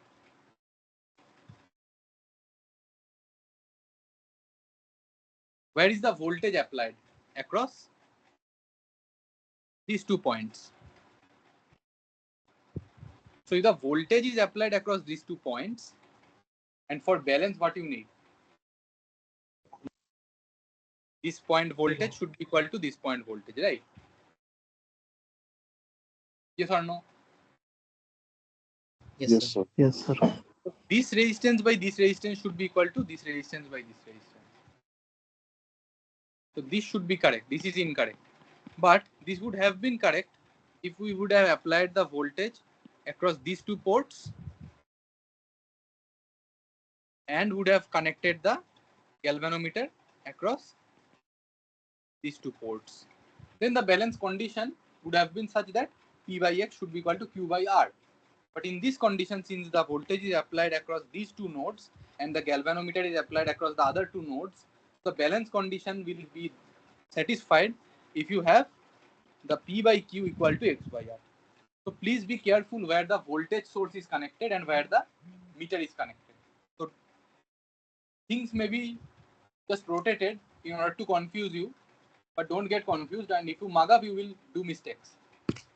So see where the meter is connected and where the voltage is applied. Accordingly, you take the resistances across one terminal and then resistances across other terminal where the voltage is connected. So that is what for your information. So now you calculate X equal to PR by Q. And what is PR by Q? That is 100. So it is 100 only, right? So simple, X is calculated. Now you find the next part, the inaccuracies in measurement of X. So now the error analysis part comes, where you have to determine how much is the either relative error or absolute error, but you have to maybe answer in relative error because here it is given in percentage. Hope you understand, because the unit is always specified and accordingly you have to determine. If they ask to calculate relative, you have to calculate and give the answer in relative in terms of percentage.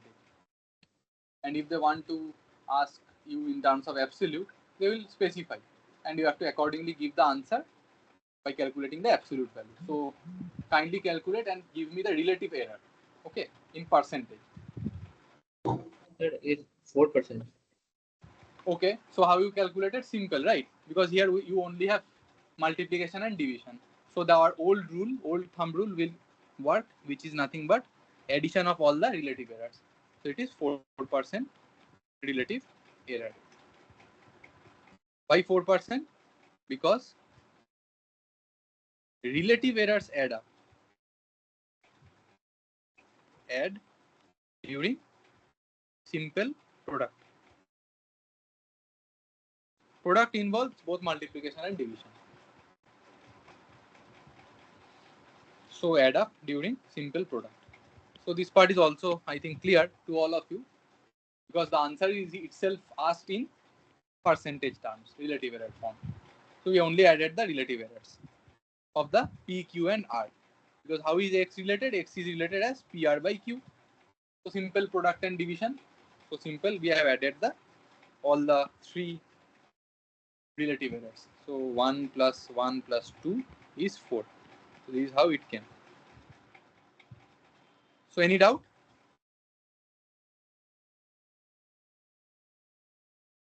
And calculate the next part. It is related to resolution, or maybe you can write the sensitivity in measurement of R,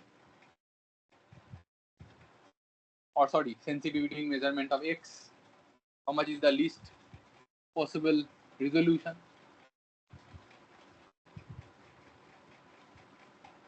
Because here they are not asking the current, so we are not going into sensitivity, but in the next part it will go to sensitivity. So we now have the del R, del X. What is the resolution, least resolution in X? If you can vary R, maybe 1. So what is X? P R by Q. And what is delta R? So delta X is delta R by Q, because P by Q are constant. So what is delta X? That is what they ask. Resolution, right? So what is P by Q? 100 by 100. These are constant, and del R is 1. So it is 1 ohm. Del X is 1 ohm. To have a resolution of 1 ohm measurement. Within that you cannot measure X, because R itself is having a resolution of 1 ohm. So beyond that you cannot go. So hope you understand how to calculate all the three parts. Now let us go to the next part. Same problem.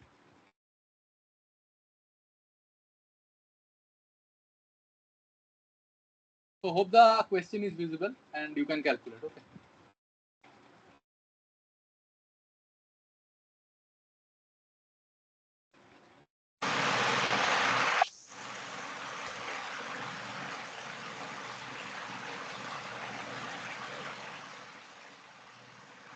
Hello.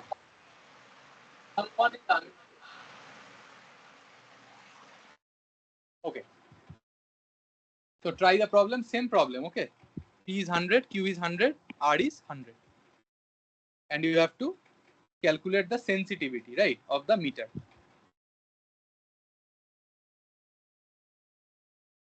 Or in other words, they are asking you to calculate the value of the source voltage such that a 0.1 increase in X causes 10 microampere deviation. This is correlated somewhat to sensitivity. And the galvanometer resistance is given to be 800 ohms. So they are wanting you to calculate that value of voltage which you can apply across this configuration such that a 0.1 increase in that X value can cause a slight deviation in the galvanometer, which is having a resistance of 800 ohms and slight deviation of 10 microampere. That is 10 microampere unbalanced. That is why the current is flowing. Because in balanced condition, what will be the current? Since both the voltages are same, current will be 0 in balanced condition. Now, a slight change of 0.1 should produce a 10 microampere unbalanced current in the meter. Then you have to calculate and give such amount of voltage to produce such deviations in the meter. So for that you have to calculate E, that is here. So can you calculate such things? How to calculate? Can you give me some idea how to calculate such problems related to sensitivity analysis, or maybe simple network theory analysis you can do, and just considering the deviation in this X, you can calculate how much should be the, and using the information of the current and the meter resistance, you can calculate the value of E, because the current is given to you and you can apply that information. So any idea how to solve? Anyone? I want to hear from you. Anyone having some idea? Sir, by finding the voltage across the galvanometer divided by resistance, we can find the current through the galvanometer. Yes, but how to find the voltage across the galvanometer? What is the tool that you will going to use? Sir, we can find by the voltage division rule. No, but you have to find the Thevenin equivalent circuit, right? Hope Yes, you sir. know what is Thevenin. So voltage division rule agreed, but voltage division rule will ultimately lead you towards Thevenin equivalent circuit, right? So what you want actually? You want this current, right? This current should be 10 microampere. When this is varied. So you need to know both the voltages, right? And the meter resistance is given to you. Maybe I can write RG. And the voltage is also given to you. So let us calculate what is the voltage coming across the 2 points of the meter. So what is the easy way to calculate? If I have some load and I want to find the load current across 2 ports of a network, what is the tool I will be using? Thevenin equivalent, right? What it says, open the load. Second step, calculate voltage across the load or voltage across those 2 points. Which 2 points? We are interested, points A and B. What is the third part? It says, calculate R equivalent, which is also known as Thevenin equivalent, across those 2 points. If you do all these, you will get a network like this, which is having a voltage of V Thevenin and a series resistance of R Thevenin. And now these are the 2 points of your interest. Now what you do? You connect the meter, which is having a resistance of Rg. Now this will give you the meter current, Ig. So this is the whole thing we need to do. So what is the first step? Open the load. What is the load here? Meter. We have opened the meter. Now what is it asking you is the voltage across those 2 points. So how to calculate the voltage? VA minus VB, because that is what is the Thevenin voltage for all of us. Because that is the point, 2 points we are interested. So what is V Thevenin? How to calculate V Thevenin? Because you already have E and you know this P and X and Q and R. So how to calculate?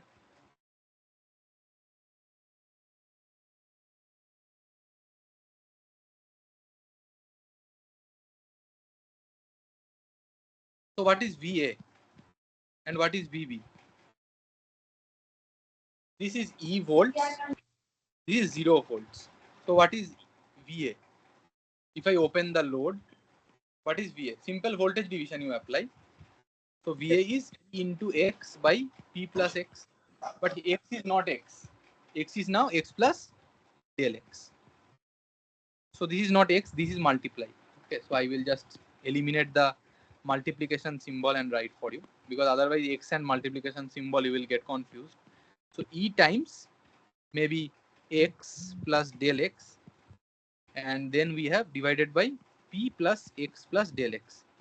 So these are the voltage division across those 2 resistances where we are interested across this voltage drop. So VA we have determined. Any doubt in this? Now you calculate VB similar way. It is E times R divided by R plus Q. So what is VA minus VB, which is the V Thevenin? It is nothing but E times X plus del X divided by P plus X plus del X minus E times R divided by R plus Q. So this is our V Thevenin. So what is RThevenin? We need to calculate the Thevenin equivalent across points A and B. So what are connected across A and B? A, we have a resistance going like this, which is P, and then we have another resistance Q, and we are interested to find the resistance across A and B. And then we have again the resistance X plus del X, and then we have the resistance R. But these 2 points, P and Q point, between the resistance P and Q, this point is always connected to some source having a voltage of E. If you just decompose this network, you will understand this point is connected to E, right? These 2 points. But what is the internal resistance of an ideal voltage source? Anyone? Consider this to be ideal voltage source. What is the internal resistance? 0. 0. So we can short with a wire. Now find the equivalent resistance. What is the equivalent resistance? These 2 points you can bring, right, together. So P is coming parallel with X plus del X, and Q is coming parallel to R. And those two are coming in series with each other. So we can decompose the network like this. We need to find these 2 points equivalent resistance. So what is happening is we have P and coming in parallel with what? See, P is coming parallel with X plus del X. So these two resistances are in parallel. Then you have series with Q and R.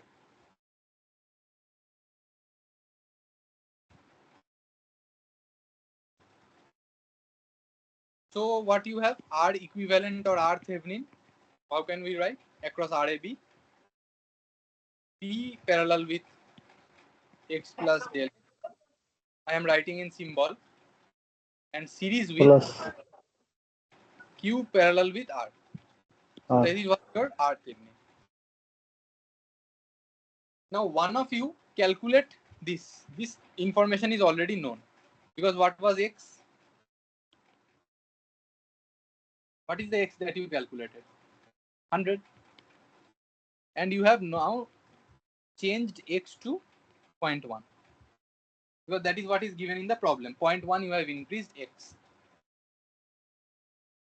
So X plus del X is what now? New is 100.1. So this you plug in here, and P value is 100, Q value is 100, R value is 100. Now you determine the R Thevenin. What you are getting? R Thevenin. Someone calculate this one. This P is 100, this 100.1, and you series it with Q parallel R. What will this be? Q parallel R? 50, right? 100 parallel 100 is 50, right? Yes, sir. So now you series it with 100 parallel 100.1. What is 100 parallel 100.1? 100 into 100.1 divided by 100 plus 100.1. And you series it with 50.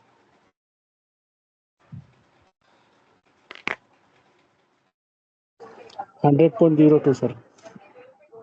100.02. Correct. So what is VThevenin? Now we still don't know VThevenin.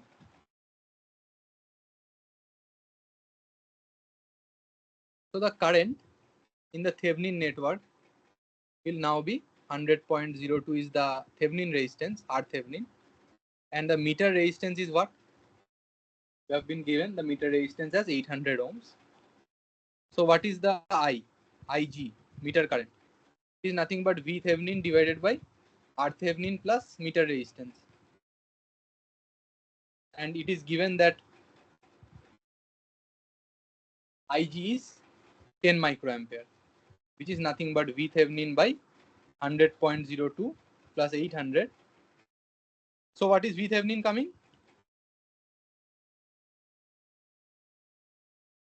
900.02 times 10 microampere. What is it?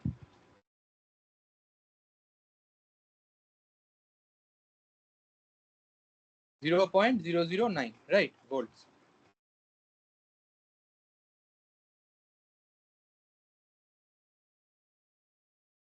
Yes, sir. So now you compare this with the Thevenin equivalent expression, which is E, this one, E times x plus del x. X plus del x is nothing but 100.1 divided by P plus x plus del x. What is P? 100, and x plus del x is 100.1. And then minus E times R. R is 100 divided by R plus Q. What is R and Q? Both are 100.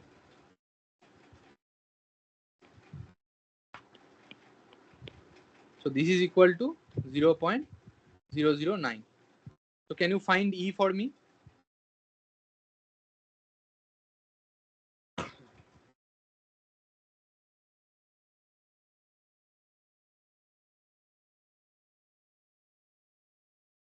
Maybe I take E common, and I have 100.1 by 200.1 minus 100 by 200 is equal to 0.009. So find out E. What is E coming?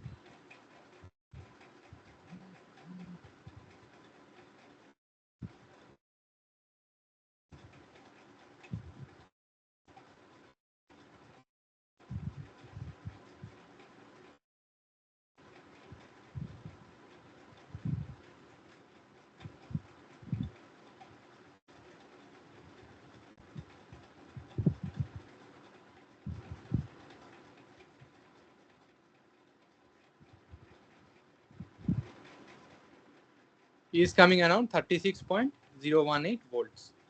Everyone getting?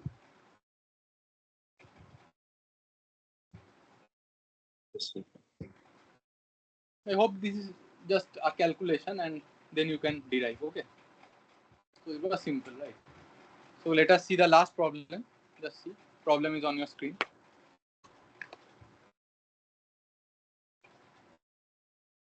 Just try it. It is simple problem, right?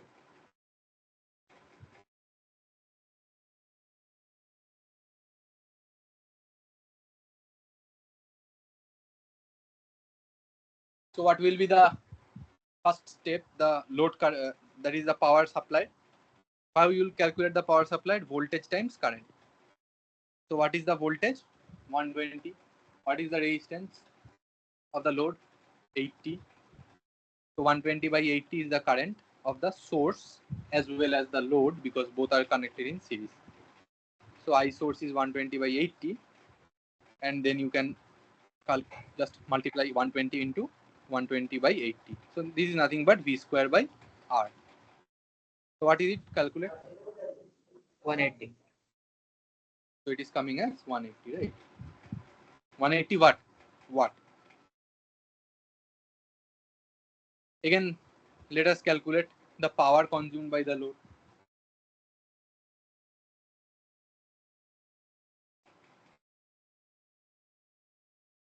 Same, right?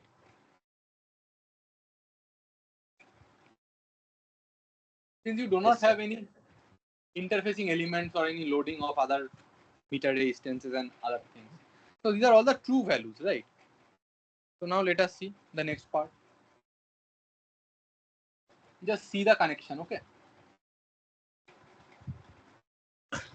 How your pressure coil is connected and how your current coil is connected. So current coil, please note, is connected after the pressure coil. So in these type of conditions, the actual power that is being consumed by the load, I can tell, will be different, since you have a element between the source and the load. So that will also load the circuit and will cause deviation in the voltage across the load, I can tell, and also the current that is flowing into the load.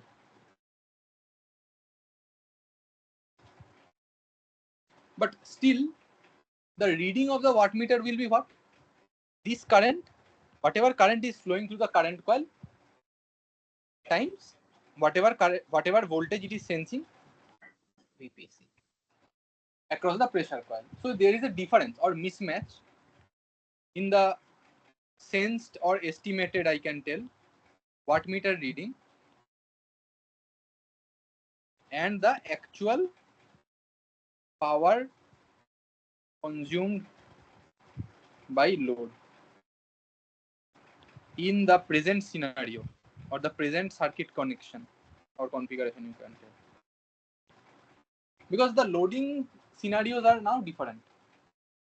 But still wattmeter doesn't know anything, and wattmeter only calculate the whatever the current times the voltage it is sensing across its two coils, that is the current coil and the pressure coil. So that is why this problem is given to you. Please calculate the power supplied by the source, that is this one, Is times Vs or E, and the power consumed by the load, that is VL times IL. So calculate these individually, and the estimated wattmeter reading, which is nothing but VPC into ICC, sorry, V pressure coil times I current coil. So calculate these three and let me know. Okay. Sir, value of resistance of current coil and pressure coil. Value of resistance of current coil and pressure coil are given to be 714. So this is 14 ohm, this is 700 ohm.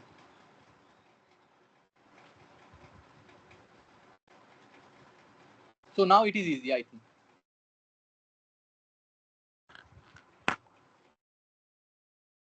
So calculate this one. Just take the resistances and calculate the currents. Then use current division and voltage division rule. Voltage division rule you can use to just calculate the resistance, voltage across the load. And once you calculate the voltage across the load, you just calculate the current going to the load to find the load power.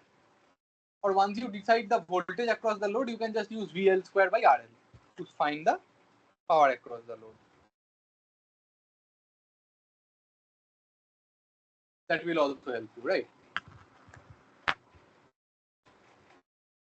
And also for the source, you can just do the equivalent resistance, and E square by the Req will give you PS, power delivered by the source. So calculate what is the equivalent. Your RL and RCC are coming in series and then parallel with RPC. So what is RPC parallel RCC plus RL? That is what is the R equivalent, and then you do E square by R equivalent to find PS. That is the power delivered by the source. So calculate what is the first part. Then for the second part, what you can do? You can do VL square by RL. What is VL square? How to find the load voltage across the load? Anyone? How to find VL? Anyone? Sir, by the voltage divider rule. So how can you determine the voltage divider rule? That is of 120 multiplied by 80 divided by 94. Correct. So 120, what is VL? 120 is the net voltage across these two ports, and then you multiply it with 80 divided by 80 plus 14, right? Then Yes. you do PL as VL square by what? VL square by 80. So tell me all these answers, you tell me. And then the last part, you can do current and voltage. Voltage is 120, pressure coil voltage, and current you can use current division rule because you already have the power. So from here you can determine IS, and once you have IS, you can apply the current division rule as ICC is what? IS times other resistance divided by 714. So ICC will get, and then VCC or VPC, I can tell V pressure coil is nothing but 120. So 120 times ICC will give you the third part.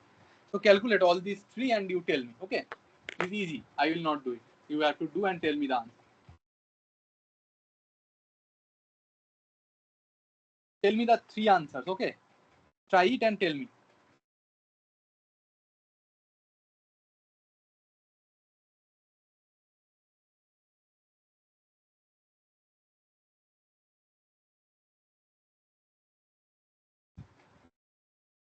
Okay, so you do it because we don't have much time. You try it in the home and I will write down the resistances, the values for you. So power supplied by the source will come 173.76 watts, and then you have the power consumed by the load, which will come to be 130.375 watts, and then you have the wattmeter reading to be 153.19 watts. Similarly, another variation of this problem can be that this pressure coil is connected towards the load. Instead of, in the previous problem, you have pressure coil connected towards the source. Now you have pressure coil connected across the load. But similarly, the other parameters are same, that the current coil and pressure coil resistances are 14 ohm and 700 ohms. And in such condition, you calculate again the three parameters, like same current division and voltage division rule, and RPC, or current through the pressure coil, voltage across the pressure coil and current through the current coil, and multiply them to get the wattmeter reading. So all three you calculate and you will get the answers. I will write it for you. Sir, here VPC is equal to the V voltage across the load. Correct. Voltage across the load. So VPC into ICC is always the wattmeter reading. Anywhere maybe it will be connected, but VPC multiplied by ICC will give you wattmeter reading. Correct. So that is always true. So power consumed by the load I will write for you. For this problem, it is 126.048. You will get the slides. Just go to the link, and in the course live problem solving section, you will just click and you will be redirected to the link of these materials, right? And this will be 140.453 watts. In this question, total current is equal to the IPC plus IRL. So we IPC don't have to. Yes, plus sir. Current through the. Yes, sir. Correct. Sir, in the question, we don't have to neglect the current through the pressure coil. That it is very small amount of current is flowing. No. Why will you neglect? Don't neglect anything. I agree that it is very less. You can neglect the current to the pressure coil, but maybe some decimal place error may be there, because voltage is also, because 0.5 error is also error, right? So don't neglect anything, because these problems will be limited to a very short range, and may you be neglecting something and you may go out of the range and it may go incorrect, right? Because we want to check that if we give such problems, you are calculating in the considering all the resistances, right? Because we want to see the loading effect, and the minimal variation also is a variation and an error, right? You can calculate like that. Okay. So this is the thing, and last problem, you try this problem.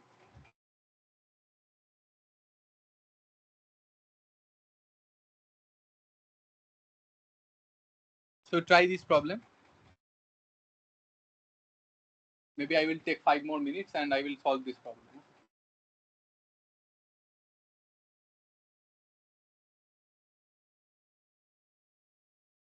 So the pressure coil is connected up towards the load, right? So this is a compensated wattmeter. And here also you have two options to connect the pressure coil towards the load or towards the source. So first variation we will see, and the next I will give you as homework. So first solve these three parts, okay? Same three parts: power supplied by the source, power delivered to the load, and then wattmeter reading. So try to calculate this, okay? So how will you calculate the power supplied by the source? What will it be? Same, E square by R equivalent.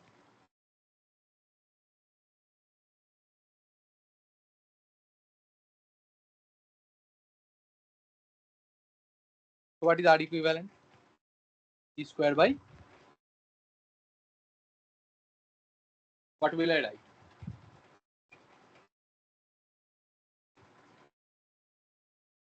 RL parallel RPC plus RCC, right? Why you understood? Because load, resistance, and your pressure coil are in parallel. So I determine the equivalent resistance of the two, and I series it with the current coil resistance. So since I need the equivalent resistance of the source seen by the source across these 2 points, now I do E square by net thing and I get the, what I will get, RL you know 80, RPC I already know 700, RCC I know 14 ohms, right? Calculate, what will it be? 120 square divided by 80 parallel 700 plus 14. Tell me what is the PS source?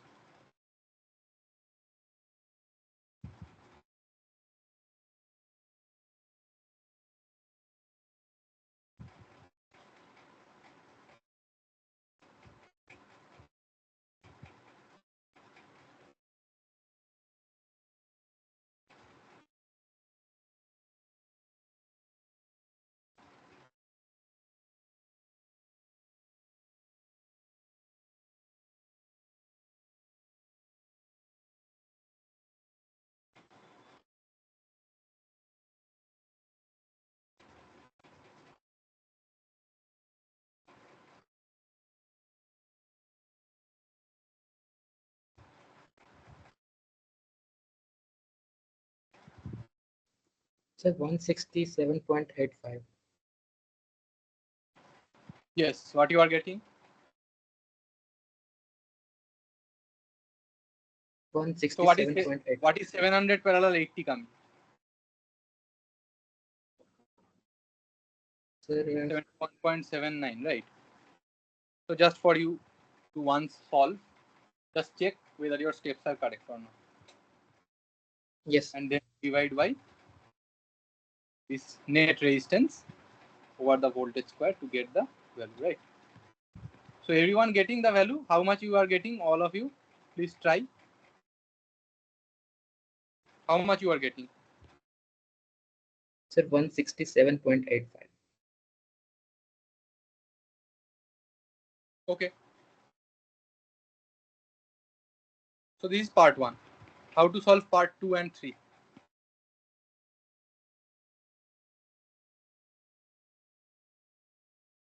Yes. Power consumed by load and the wattmeter reading. So power consumed by load is equal to the voltage across the load square upon RL. Yes. So how to determine the voltage across the load? What will you do? You have the power of the Same, source, sir. right? Yes. You have the source power. What will you do? You need to determine source current. 167.842 divided by 120. Determine how much it is coming. What is the ampere it is coming? How much is the source current?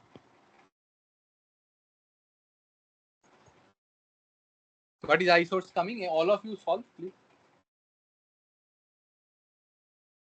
167 divided by 0.842 divided by 120, right? It is 1.3986 ampere. So 1.3986 ampere is coming from the source. Now I want what? The voltage across the load. To determine the power consumed by the load. So what I can do is I can use the current division rule. So how can you do it? You know that the current flowing into the current coil is 1.3986. Now you use the current division rule. What current you need? You need the load current. So load current is what? This 1.3986 into the other branch resistance, which is the RPC. Now RPC is how much? Divided by 7. RL plus RPC. So RPC is 700 7. and RL is what? 80. To calculate now, what you will get? 1.3986 multiplied by 700 divided by 780, right? So what you are getting? What is the value you are getting? 1.255, right? So what I will do now, Yes, since sir. I know that IL is 1.255 amps, what I will do? IL square multiplied by RL. This is the PL. So now you calculate what is IL square times RL. RL is 80, okay? 80 ohms, it is given. So you get this as 126.048. All of you getting? Yes, sir. So 126.048 is your power consumed by the load in this current circuit configuration. Now you calculate the third part, which is the wattmeter reading. So I told you what is the wattmeter reading. Wattmeter will always read whatever is the ICC voltage into across the, VPC. yes, ICC into VPC always. So now if I calculate what is W, that is the PW, power read by the wattmeter, it is nothing but VCC time, VPC times ICC. So VPC and VL are all same. Okay. VPC is nothing but the voltage across the pressure coil, which is nothing but voltage across the load. So what is the voltage across the load? We just calculated current, right? So current times the resistance will give you the voltage across the load. So what is VPC? Anyone calculate IL times RL? What is IL? IL is 1.255 multiplied by RL. RL is 80 multiplied by ICC. What is ICC? We just calculated I source, right? And I source and ICC are same. So what is ICC? I 1.3986, right? So you calculate what is the value coming. We calculated the load voltage, which is same as the pressure coil voltage because both are in parallel. Now we calculate the current, which is same as the source current because source current is nothing but because both are in series. Current coil and source are connected directly in series. So both are same. So we just took the source current, right? So we calculate what is it coming? 139.55. 140.4.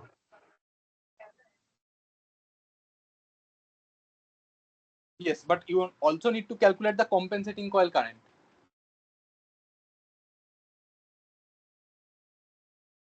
Because that current should be subtracted, right? You failed in the last part. So what is? There should be a small correction that the ICC minus I current coil minus I compensating coil, right? You forgot this one. Yes. So what is I compensating? That What is is equal I to current? IPC. Yes, what is I current coil minus I compensating coil? Which is nothing but pressure coil in series with the pressure coil. So that is nothing but the load current, right? Agreed? Your ICC is coming, the current coil current, it is coming from the source, and some current is going into the pressure coil, which is nothing but going into the compensating coil also, because both are in series. So you minus that from the current coil.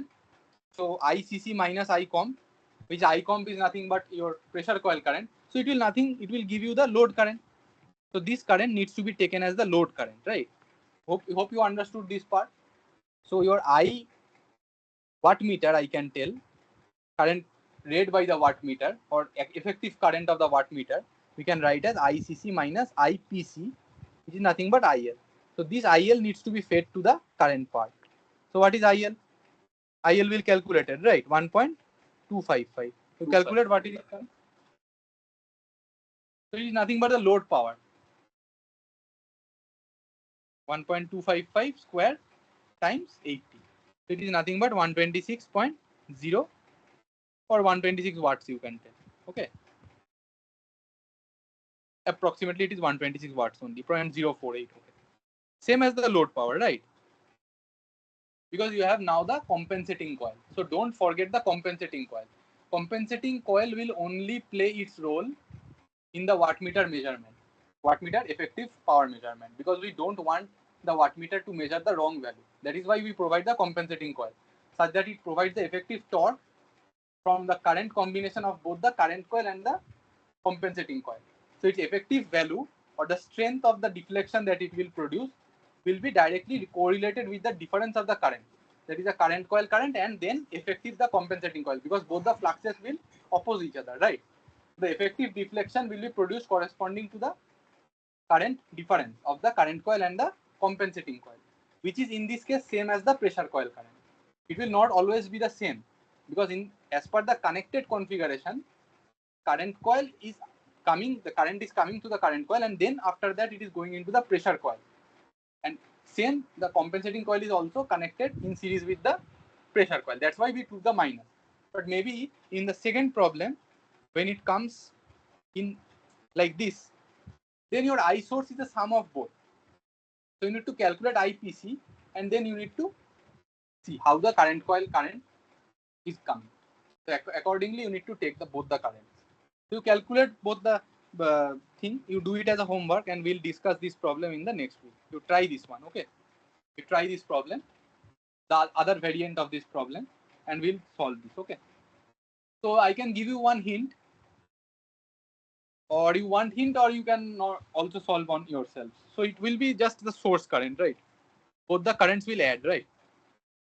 The effect will not be minus, it will be plus for the wattmeter current, I wattmeter, okay? ICC plus IPC. Because both the currents will play its role. Because see this current. Here the fluxes were opposing each other, but now here the fluxes will aid each other. So the current you need to take is ICC plus IPC. Okay, so you analyze this and you solve in the homework, and we'll discuss this in more detail in the next class. Okay, so this was your last problem. So if any doubt, you can just ask me. Otherwise, we can end the session. Okay.